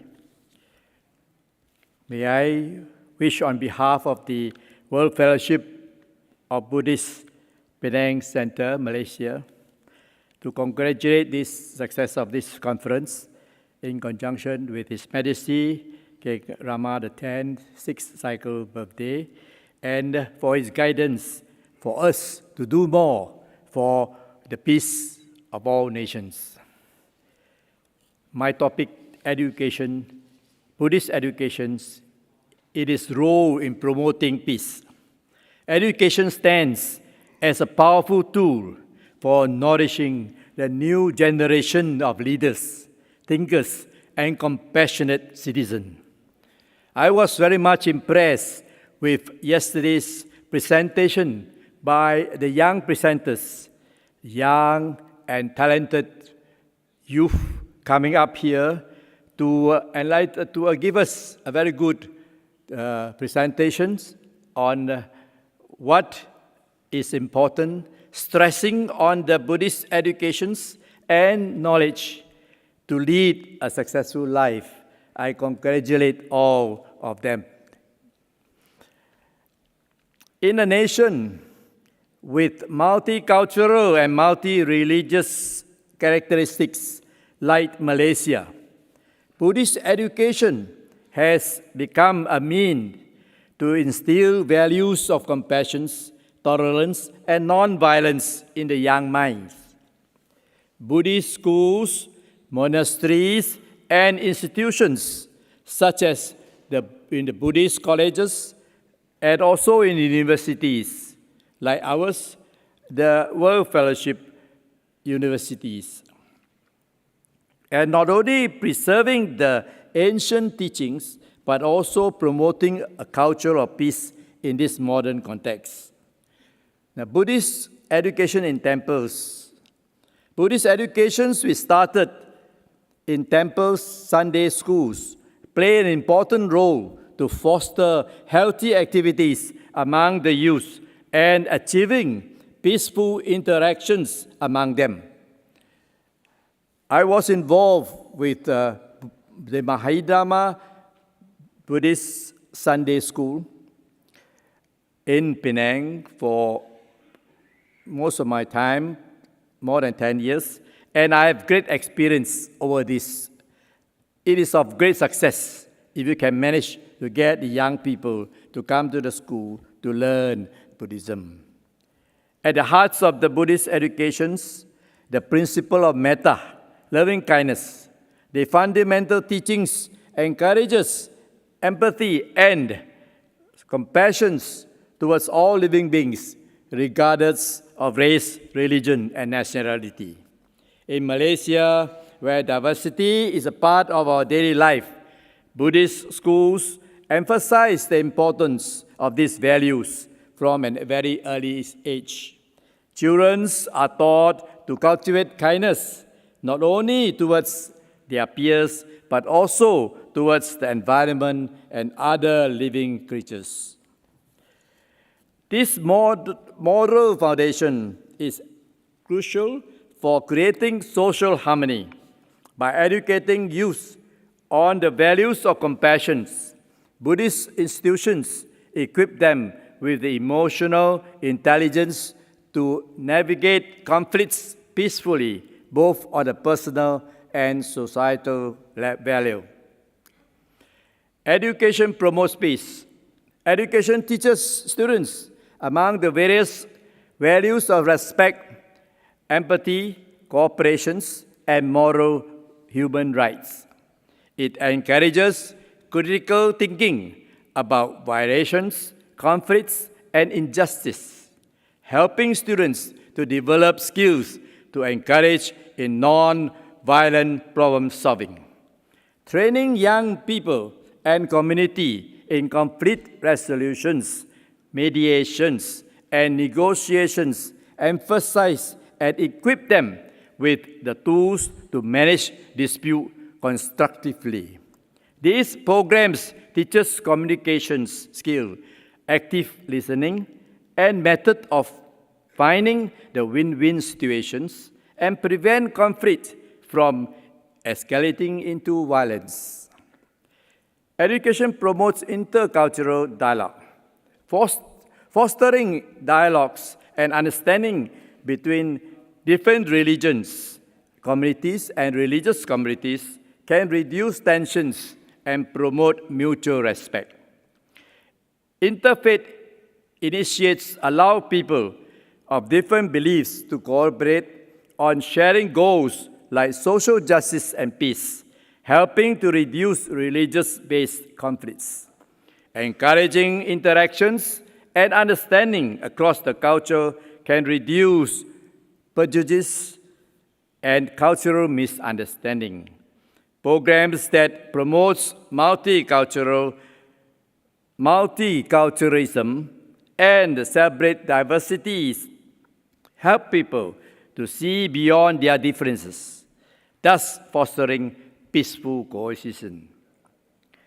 Now, the role of institutions like the World Buddhist Universities.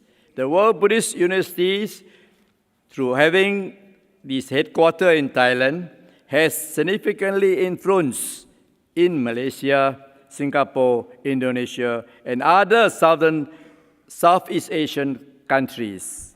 This institution aims to provide a global platform for the studies and the disseminations of Buddhist knowledge, with a focus on how these teachings can contribute to world peace. The World WFBY cooperates with many other organizations, such as Master Chingang's Educational Center, with the various Buddhist educational centers in the world, advancing peaceful education. Through conferences and seminars and research, it fosters discussions on how Buddhist principles can address modern challenges such as climate change, poverty, and violence. This institution emphasizes on nonviolence and ethical leaderships and the interdependence of all the living beings, resonates deeply in the Malaysian context, where different culture and religion must find a way to live together. And it is important we call it peaceful way of living together. In Malaysia, I had the opportunity even to initiate the Malaysian Buddhist examinations, which was held annually with students, providing them with syllabus and texts, and for them to take part in these examinations. If they pass, we present them with a very elaborate certificate where they proudly exhibit even in their office. Students who participate in these type of programs are exposed to a curriculum of integrities, both traditional Buddhist teachings and modern subjects. This holistic approach encourages critical thinking, ethical decisions making, and the pursuit of peace in both personal and professional spheres. As these students go on to become community leaders, teachers, policy makers, they will carry with them the values of nonviolence, tolerance, and compassion, spreading a culture of peace and transcends national borders. I would like to take this opportunity to advocate the establishment of the Harmony Universities to spearhead Buddhist educations in promoting values of compassion, tolerance, mutual respect to coexist with others in our lives. Presently, the Chinkangsan Monastery, situated in the Bintang Riau Island, provinces of the Indonesia, is where all the administrative functions of provisional municipal governments are fully carried out.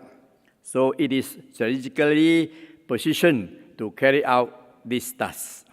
We look forward to work closely with the World Buddhist Universities and all the Buddhist centers, such as I mentioned, the Chinkang Education Centers, and all the centers, Buddhist centers all over the world, and which will help us to provide an ultimate aim of generating values of kindness, good deeds, and helping the various communities. Your Excellency, distinguished delegates and guests, let us join hands in realizing this reality, and all of us make us a nation of happiness, nation of peace for all of us. And this will help us to promote peace for all mankind. Thank you very much.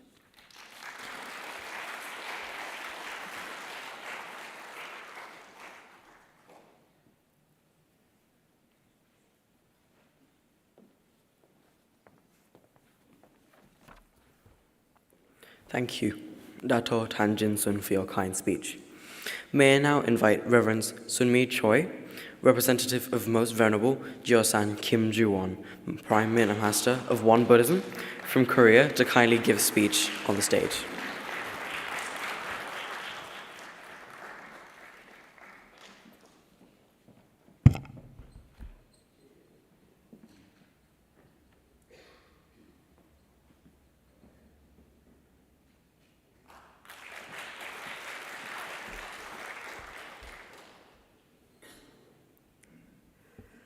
안녕하세요. Good afternoon. Most venerables, honored delegate, ladies and gentlemen, brothers and sisters in Dhamma. I am one Buddhist nun, come from South Korea. I'm honored to be here with you and deliver a congratulatory message on behalf of the Most Venerable Jonsan, the Prime Dharma Master of One Buddhism. As a member of WFBY, in celebration of the 6th cycle birth of anniversary of His Majesty King Lama X of Thailand, I sincerely congratulate all those involved in the UNESCO conference held under the theme, the Royal Patron of all faith, continuing sustainable peace for society. I also express my gratitude to the Thai royal family, the permanent delegation of the Kingdom of the Thailand to UNESCO, and the dedicated effort of the WFBY President Palop Thayari for leading this initiative toward world peace and the spiritual growth of humanity. Buddhism is the supreme path, with its truth and teachings being vast. Many masters with great birth have taken these as a foundation, forming various schools and sects, and opening the gate to spread the teachings to many people. Similarly, all religions of the world share a fundamental principles, but have long established different systems and practice, which can lead to occasional misunderstandings among sects. Despite this, since its establishment, the World Fellowship of Buddhists has successfully brought together the diverse traditions and teachings of Buddhism worldwide through cross-cultural dialogue and unification movement. As a result, based on the spirit of the WFBY, world peace and welfare are being realized across the globe.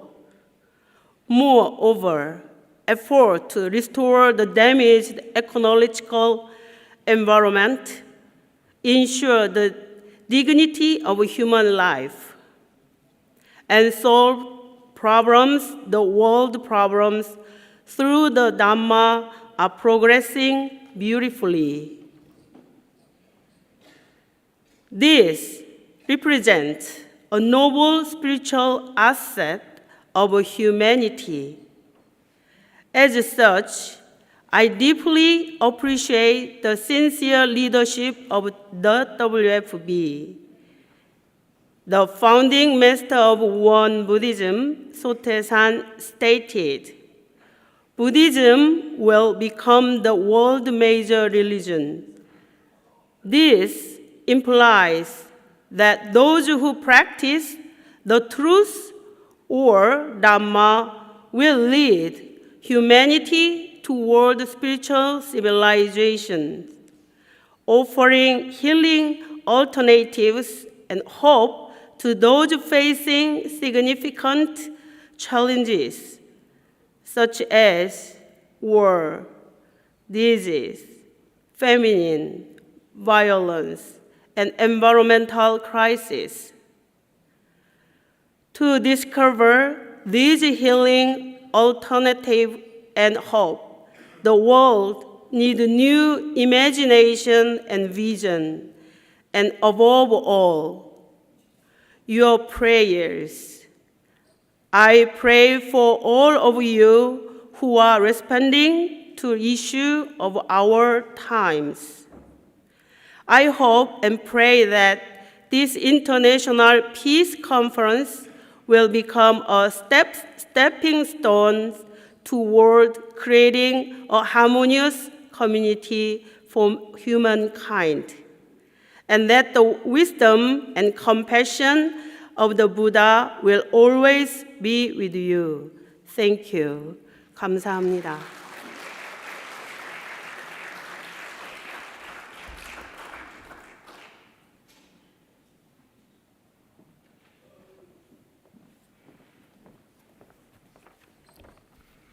Thank you, Reverend Sumni Choi, for your kind speech. May I now invite Mr. Jagath Sumatipala, Vice President of the World Fellowship of Buddhists, Director of Naganada International Institute for Buddhist Studies, Sri Lanka, to kindly give his speech on the stage.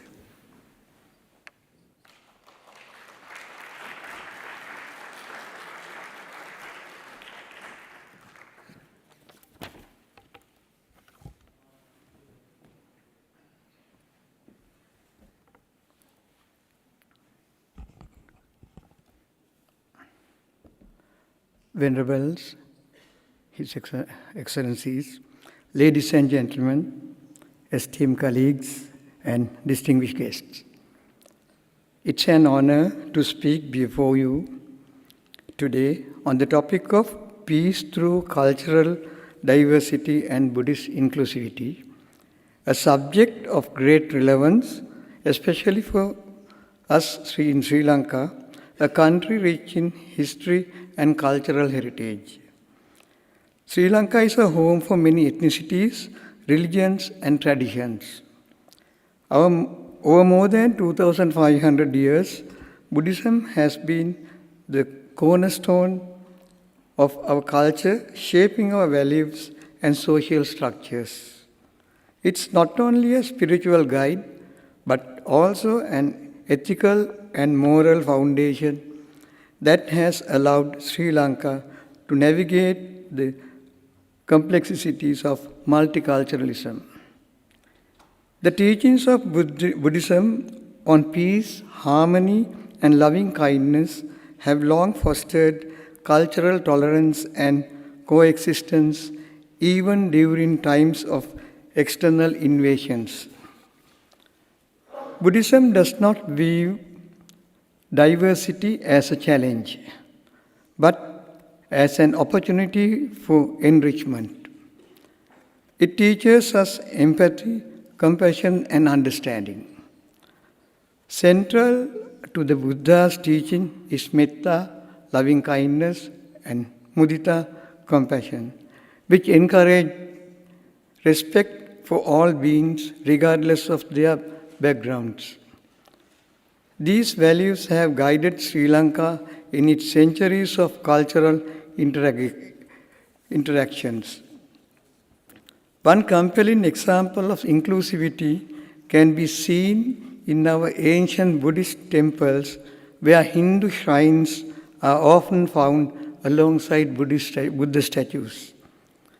The Temple of the Sacred Truth Relics in Kandy, Sri Lanka's most sacred Buddhist site, houses 4 Hindu shrines within its premises. This harmonious coexistence has been a hallmark of the island's history.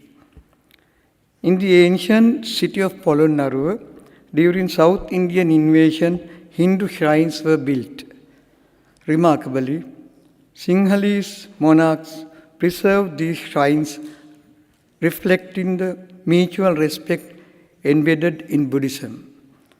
Similarly, the removal of the bull from moonstone carvings during the Polonnaruwa period as a mark of respect for Hindu beliefs highlights how Buddhism has acted as a bridge between cultures, ensuring peaceful coexistence. It's also worth noting that the predominantly Buddhist countries, believers of all religions can safely coexist. For instance, Thailand and Bhutan, both Buddhist majority nations, have long upheld peaceful cohabitation between diverse religious communities, offering valuable lessons in inclusivity and harmony. Sri Lanka, until the 20th century, had never experienced internal religious or ethnic conflicts. The rise of ethnic strife in recent times, often politically driven, does not reflect the values of the broader population. To date, the majority of Buddhists live harmoniously with Hindus, Muslims, and Christians. Religious sites belonging to minorities remain respected, and any conflicts are largely the result of political provocations. Sri Lanka's ability to maintain peace through cultural diversity is rooted in Buddhist principles of tolerance and inclusivity. Despite divisive political forces attempting to flame tensions, it's crucial that both the government and civil society uphold compassion and mutual respect. By fostering cultural understanding and promoting Buddhist teachings, Sri Lanka can serve as a model of peaceful coexistence in a multicultural world.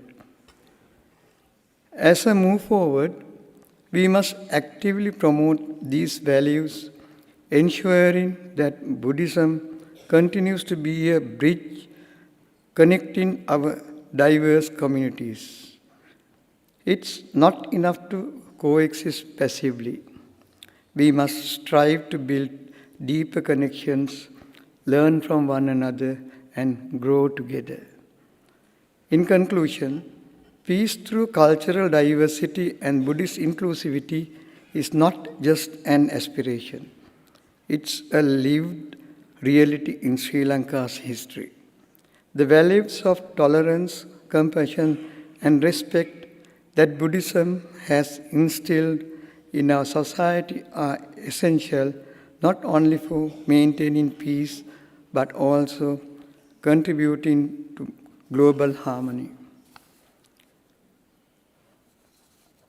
Let us continue to embrace diversity and inclusivity as pillar of peace, ensuring that Sri Lanka remains a beacon of unity for future generations.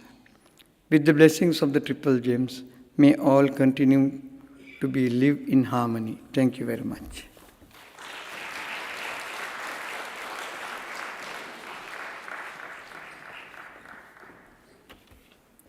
Thank you, Mr. Jaga Sumathipala, for your kind speech.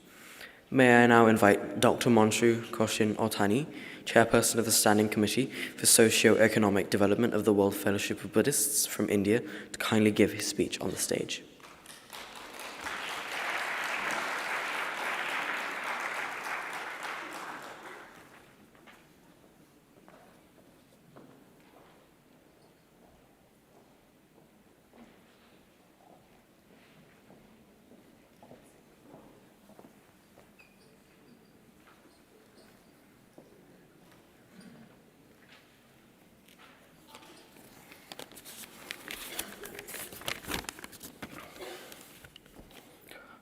पूज्य भिक्षु संघ, देवियों और सज्जनों, मुझे आप सभी के बीच आकर बहुत ही अच्छा महसूस हो रहा है। विश्व शांति के लिए हो रहे इस 2 दिवसीय सम्मेलन के सफल आयोजन के लिए मैं WFBY को मुबारकबाद देता हूं और अपनी बात रखता हूं। भारत से तथागत बुद्ध के द्वारा दिए गए करुणा, मैत्री, भाईचारा, शांति के उपदेशों को समय समय पर राजकीय संरक्षण प्राप्त होता रहा है। सम्राट अशोक के द्वारा बौद्ध धर्म के प्रचार प्रसार में बहुत ही महत्वपूर्ण भूमिका निभाई है। वर्तमान में भारत के प्रधानमंत्री श्री नरेंद्र मोदी जी के द्वारा बौद्ध धर्म का प्रचार प्रसार किया जा रहा है। हाल ही में भारत सरकार के द्वारा बौद्ध धर्म की भाषा पाली को क्लासिकल भाषा का दर्जा दिया गया है। मैं इस मंच से भारत के यशस्वी प्रधानमंत्री श्री मोदी जी को साधुवाद देता हूँ। विश्व शांति स्थापना करने के लिए हमारे प्रधानमंत्री जी बहुत प्रयास कर रहे हैं, इसके लिए उनका बहुत बहुत धन्यवाद। अंत में मैं अपनी बात को यहीं समाप्त करता हूं। धन्यवाद।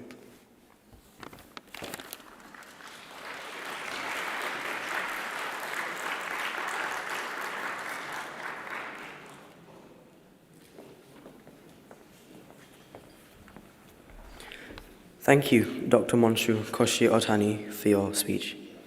May I now invite Mrs. Subrani Khamyuang, Deputy Permanent Delegate of Thailand to UNESCO, to kindly give us a closing address on the stage.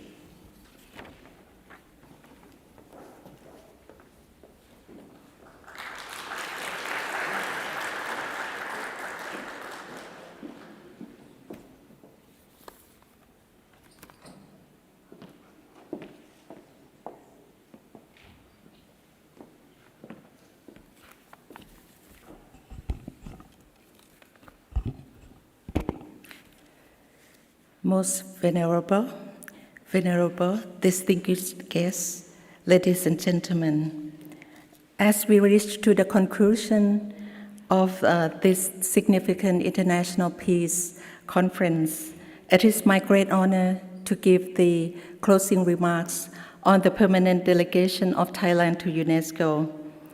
Over the past 2 days, we have engaged in meaningful discussion, shared diverse perspectives, and deepened our collective commitment to these conference themes, building a sustainable society of peace through education, the royal patron of all faith. Education is a cornerstone of a peaceful society. It equips individuals with the tools to resolve conflicts, embrace diversity, and understand how the world is interconnected. One of the most urgent global challenges is to build a sustainable society of peace, and education stands at the core of this mission, as emphasized by SDG 4.7. This goal calls on us to ensure that by 2030, all learners gain the knowledge of skills necessary to advance sustainable development. Central to this vision is a fostering of a culture of peace, respect for human rights, gender equality, and global citizenship. This conference has demonstrated the power of education and interfaith dialogue and nurturing sustainable peace. His Majesty the King of Thailand has highlighted the value of education, not only a tool for academic success, but as a means to instill moral integrity, civil responsibility, and environmental awareness. His vision for education extends beyond the classroom, emphasizing the holistic development individuals who can drive sustainable economic growth, protect the natural environment, and promote social harmony.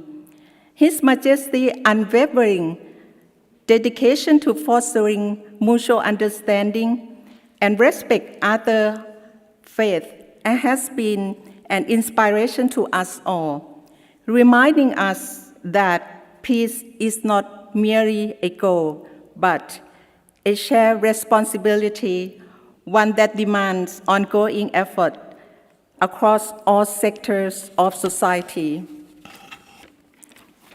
I would like to express our profound gratitude to all the speakers and the panelists whose insights have illuminated the essential role of religious education in building peaceful, sustainable societies. Their contributions have deepened our understanding of how sacred values, moral education, and intercultural dialogue serve as instruments of unity, especially as we face complex global challenges. Special thanks also go to the youth representatives, whose passion and vision for a sustainable and peaceful future renew our hope that the next generation will carry forward the legacy of peace. We are deeply appreciative of Mr. Pallop Thai-Ari, the President of the World Fellowship of Buddhists, and his team, for their invaluable collaboration. Their support has been instrumental in making this conference a resounding success. Thank you once again for your participation, dedication, and commitment. May all return to our community inspired to work together for a more peaceful and sustainable world. Safe travels, and may peace be with you all. Thank you so much.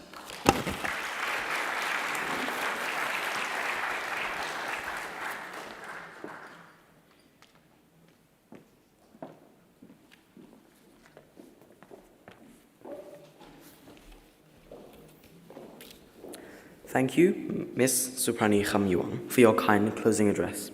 Next, may I invite Mr. Montian Tananat, Secretary General of the World Fellowship of Buddhists, to kindly deliver his closing address on the stage, please.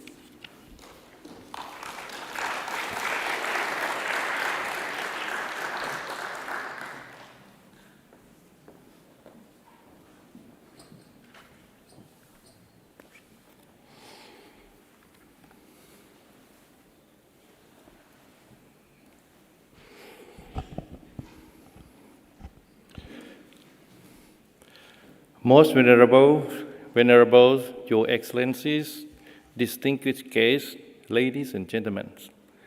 As we approach the conclusions of this remarkable international peace conference, it's my great honor to deliver the closing address on behalf of the World Fellowship of Buddhists, the Association of Master Shin Kong Friends at UNESCO, and the executive of the WFBY office at UNESCO. Over the past 2 days, we have gathered here united in our commitment to the theme of continuing sustainable society of peace, the royal patron of all faiths, reflecting our achievement and invaluable contributions that have made this event a resounding success. First and foremost, I extend my deepest gratitude to His Serene Highness Somdet Pha Mahathirajaan, the Supreme Advisors of the World Fellowship of Buddhists, and all high-ranking monks from various countries, including Thailand, Asia, Europe, USA, Canada, and Australia. Their profound presence, praying, chanting, and blessings for His Majesty the Kings, มหาวชิราลงกรณ์พระวชิรเกล้าเจ้าอยู่หัว or King Rama X have greatly enriched the spiritual essence of this conference. His Majesty's wisdom and unwavering dedication to the well-being of people, along with his compassion towards faith, serve as guiding lights for us all. A special acknowledgement goes to the loyal Thai embassies and the permanent delegations of the Kingdom of Thailand to UNESCO. Their generous support and cooperation has made this significant event possible, demonstrating an unwavering commitment to peace and diplomacy. We are deeply grateful for the continuous support from the Department of the Religious Affairs of Thailand. Their efforts are indispensable. My sincere appreciation extends to Ms. Audrey Azoulay, the Director General of UNESCO, for her ongoing efforts to promote cultural diversity, peace, and education, which align perfectly with the missions of this conference. We are proud to partner with an organization that upholds such vital global values. On behalf of the WFBY, I also wish to express heartfelt thanks to the co-organizer, the World Fellowship of Buddhist Youth, and the World Buddhist University, as well as regional centers and associate organizations of the WFBY. Your collaborative efforts have been crucial to the success of this conference. Special thanks go to our esteemed guest speaker, Most Venerable พระพรหมสักยะวงศ์วิสุทธิ์ Senior Advisors of the WFBY and Advisor of the World Buddhist University, and Professor Visha Mahakun, Advisors to the WFBY for their insightful wisdom that illuminates the roles of Buddhism in fostering happiness and peace. I would like to express our heartfelt appreciation to the contributions of our Vice Presidents, Executive Council members, and advisors of the WFBY who travel from around the world. Your presence and participations and contributions during these discussions have transformed this gathering into a truly global exchange of ideas. I also acknowledge the invaluable insights of our panelists, whose expertise in interfaith and intercultural dialogues has emphasized the importance of unities amidst diversities. You have shown us how we can draw strength from our differences to foster collaborations and understanding. A special thanks must go to the youth representative, who spoke passionately about their visions of peace. Your voice inspires hopes, and your leadership is essential for building a future where peace is sustainable. You remind us that nurturing the next generations of compassionate, mindful, and active citizens is crucial. Lastly, I want to extend my deepest gratitude to Peace and Harmony Development Associations of Master Shin Kong Friends at UNESCO, led by Mr. Bill Chen, Mr. Fan Jiang, and his team, as well as everyone who worked behind the scene. The organizers, volunteers, technical team of UNESCO, and all involved. Without your tireless effort, we would not have been able to gather here in unity and peace. Most importantly, I wish to thank all participants, whether attending in person or virtually from across the world. Your presence, engagement, and shared commitment to the principle of peace have made this conference a success. The diverse perspectives and experiences you brought to our discussions have enriched our collective understanding and deepened our resolve to work together for peace. As we conclude this conference, let us carry us with us the wisdom shared and the connection made over these past few days. The work we have done here is just the beginning.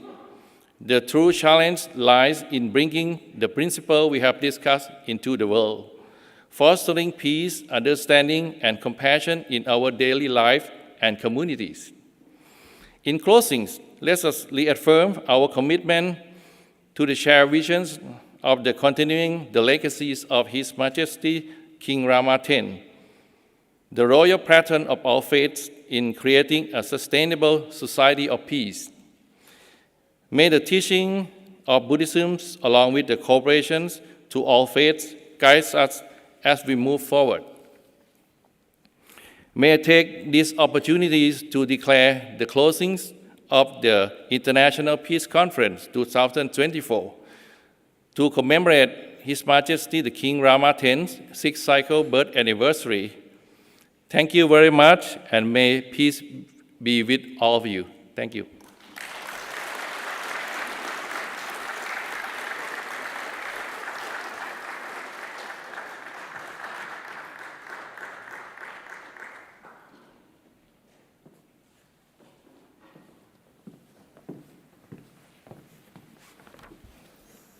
Thank you, Mr. Monty and Tananat, for your kind closing remarks. We have now completed all of the agenda for this conference, achieving the intended objectives. Now we have reached the end of the conference, and we do apologize for anything we have missed and any inconvenience occurred during these past 2 days. We wish you all a safe travel back home, and we look forward to future gatherings. Thank you and good evening.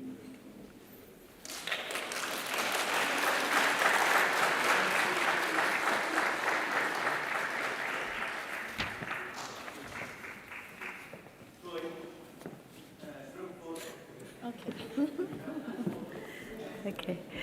We would like to invite distinguished guests for a group photo one more time. Thank you.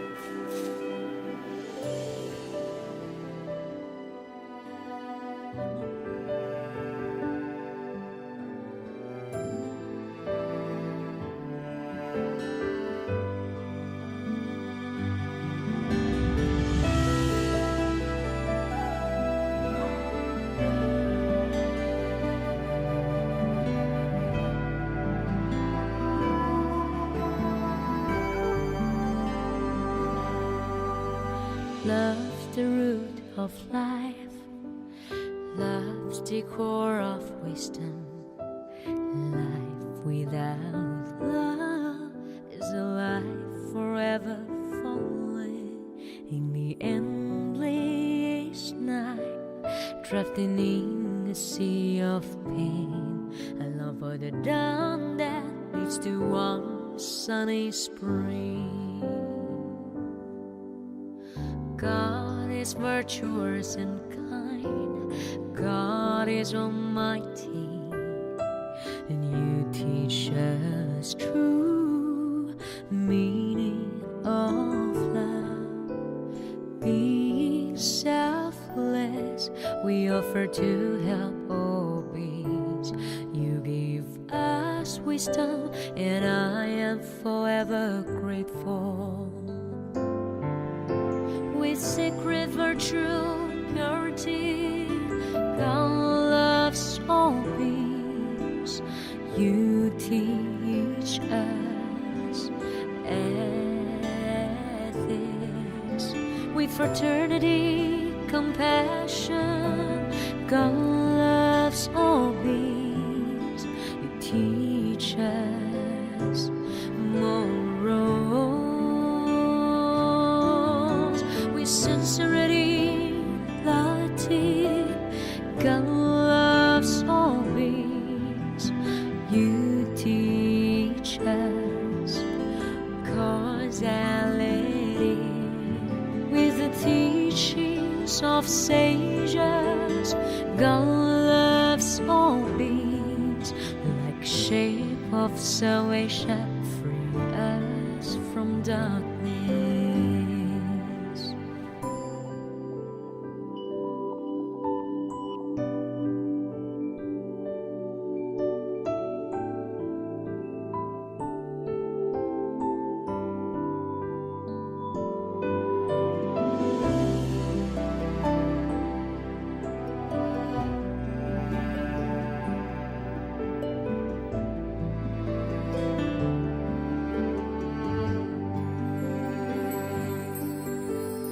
Love's the root of life. Love's the core of wisdom. Life without love is a life forever falling in the endless night, drifting in a sea of pain. A love for the dawn that leads to one sunny spring. God is virtuous and kind. God is almighty, and you teach us true meaning of love. Being selfless, we offer to help all beings. You give us wisdom, and I am forever grateful. With sacred virtue, purity,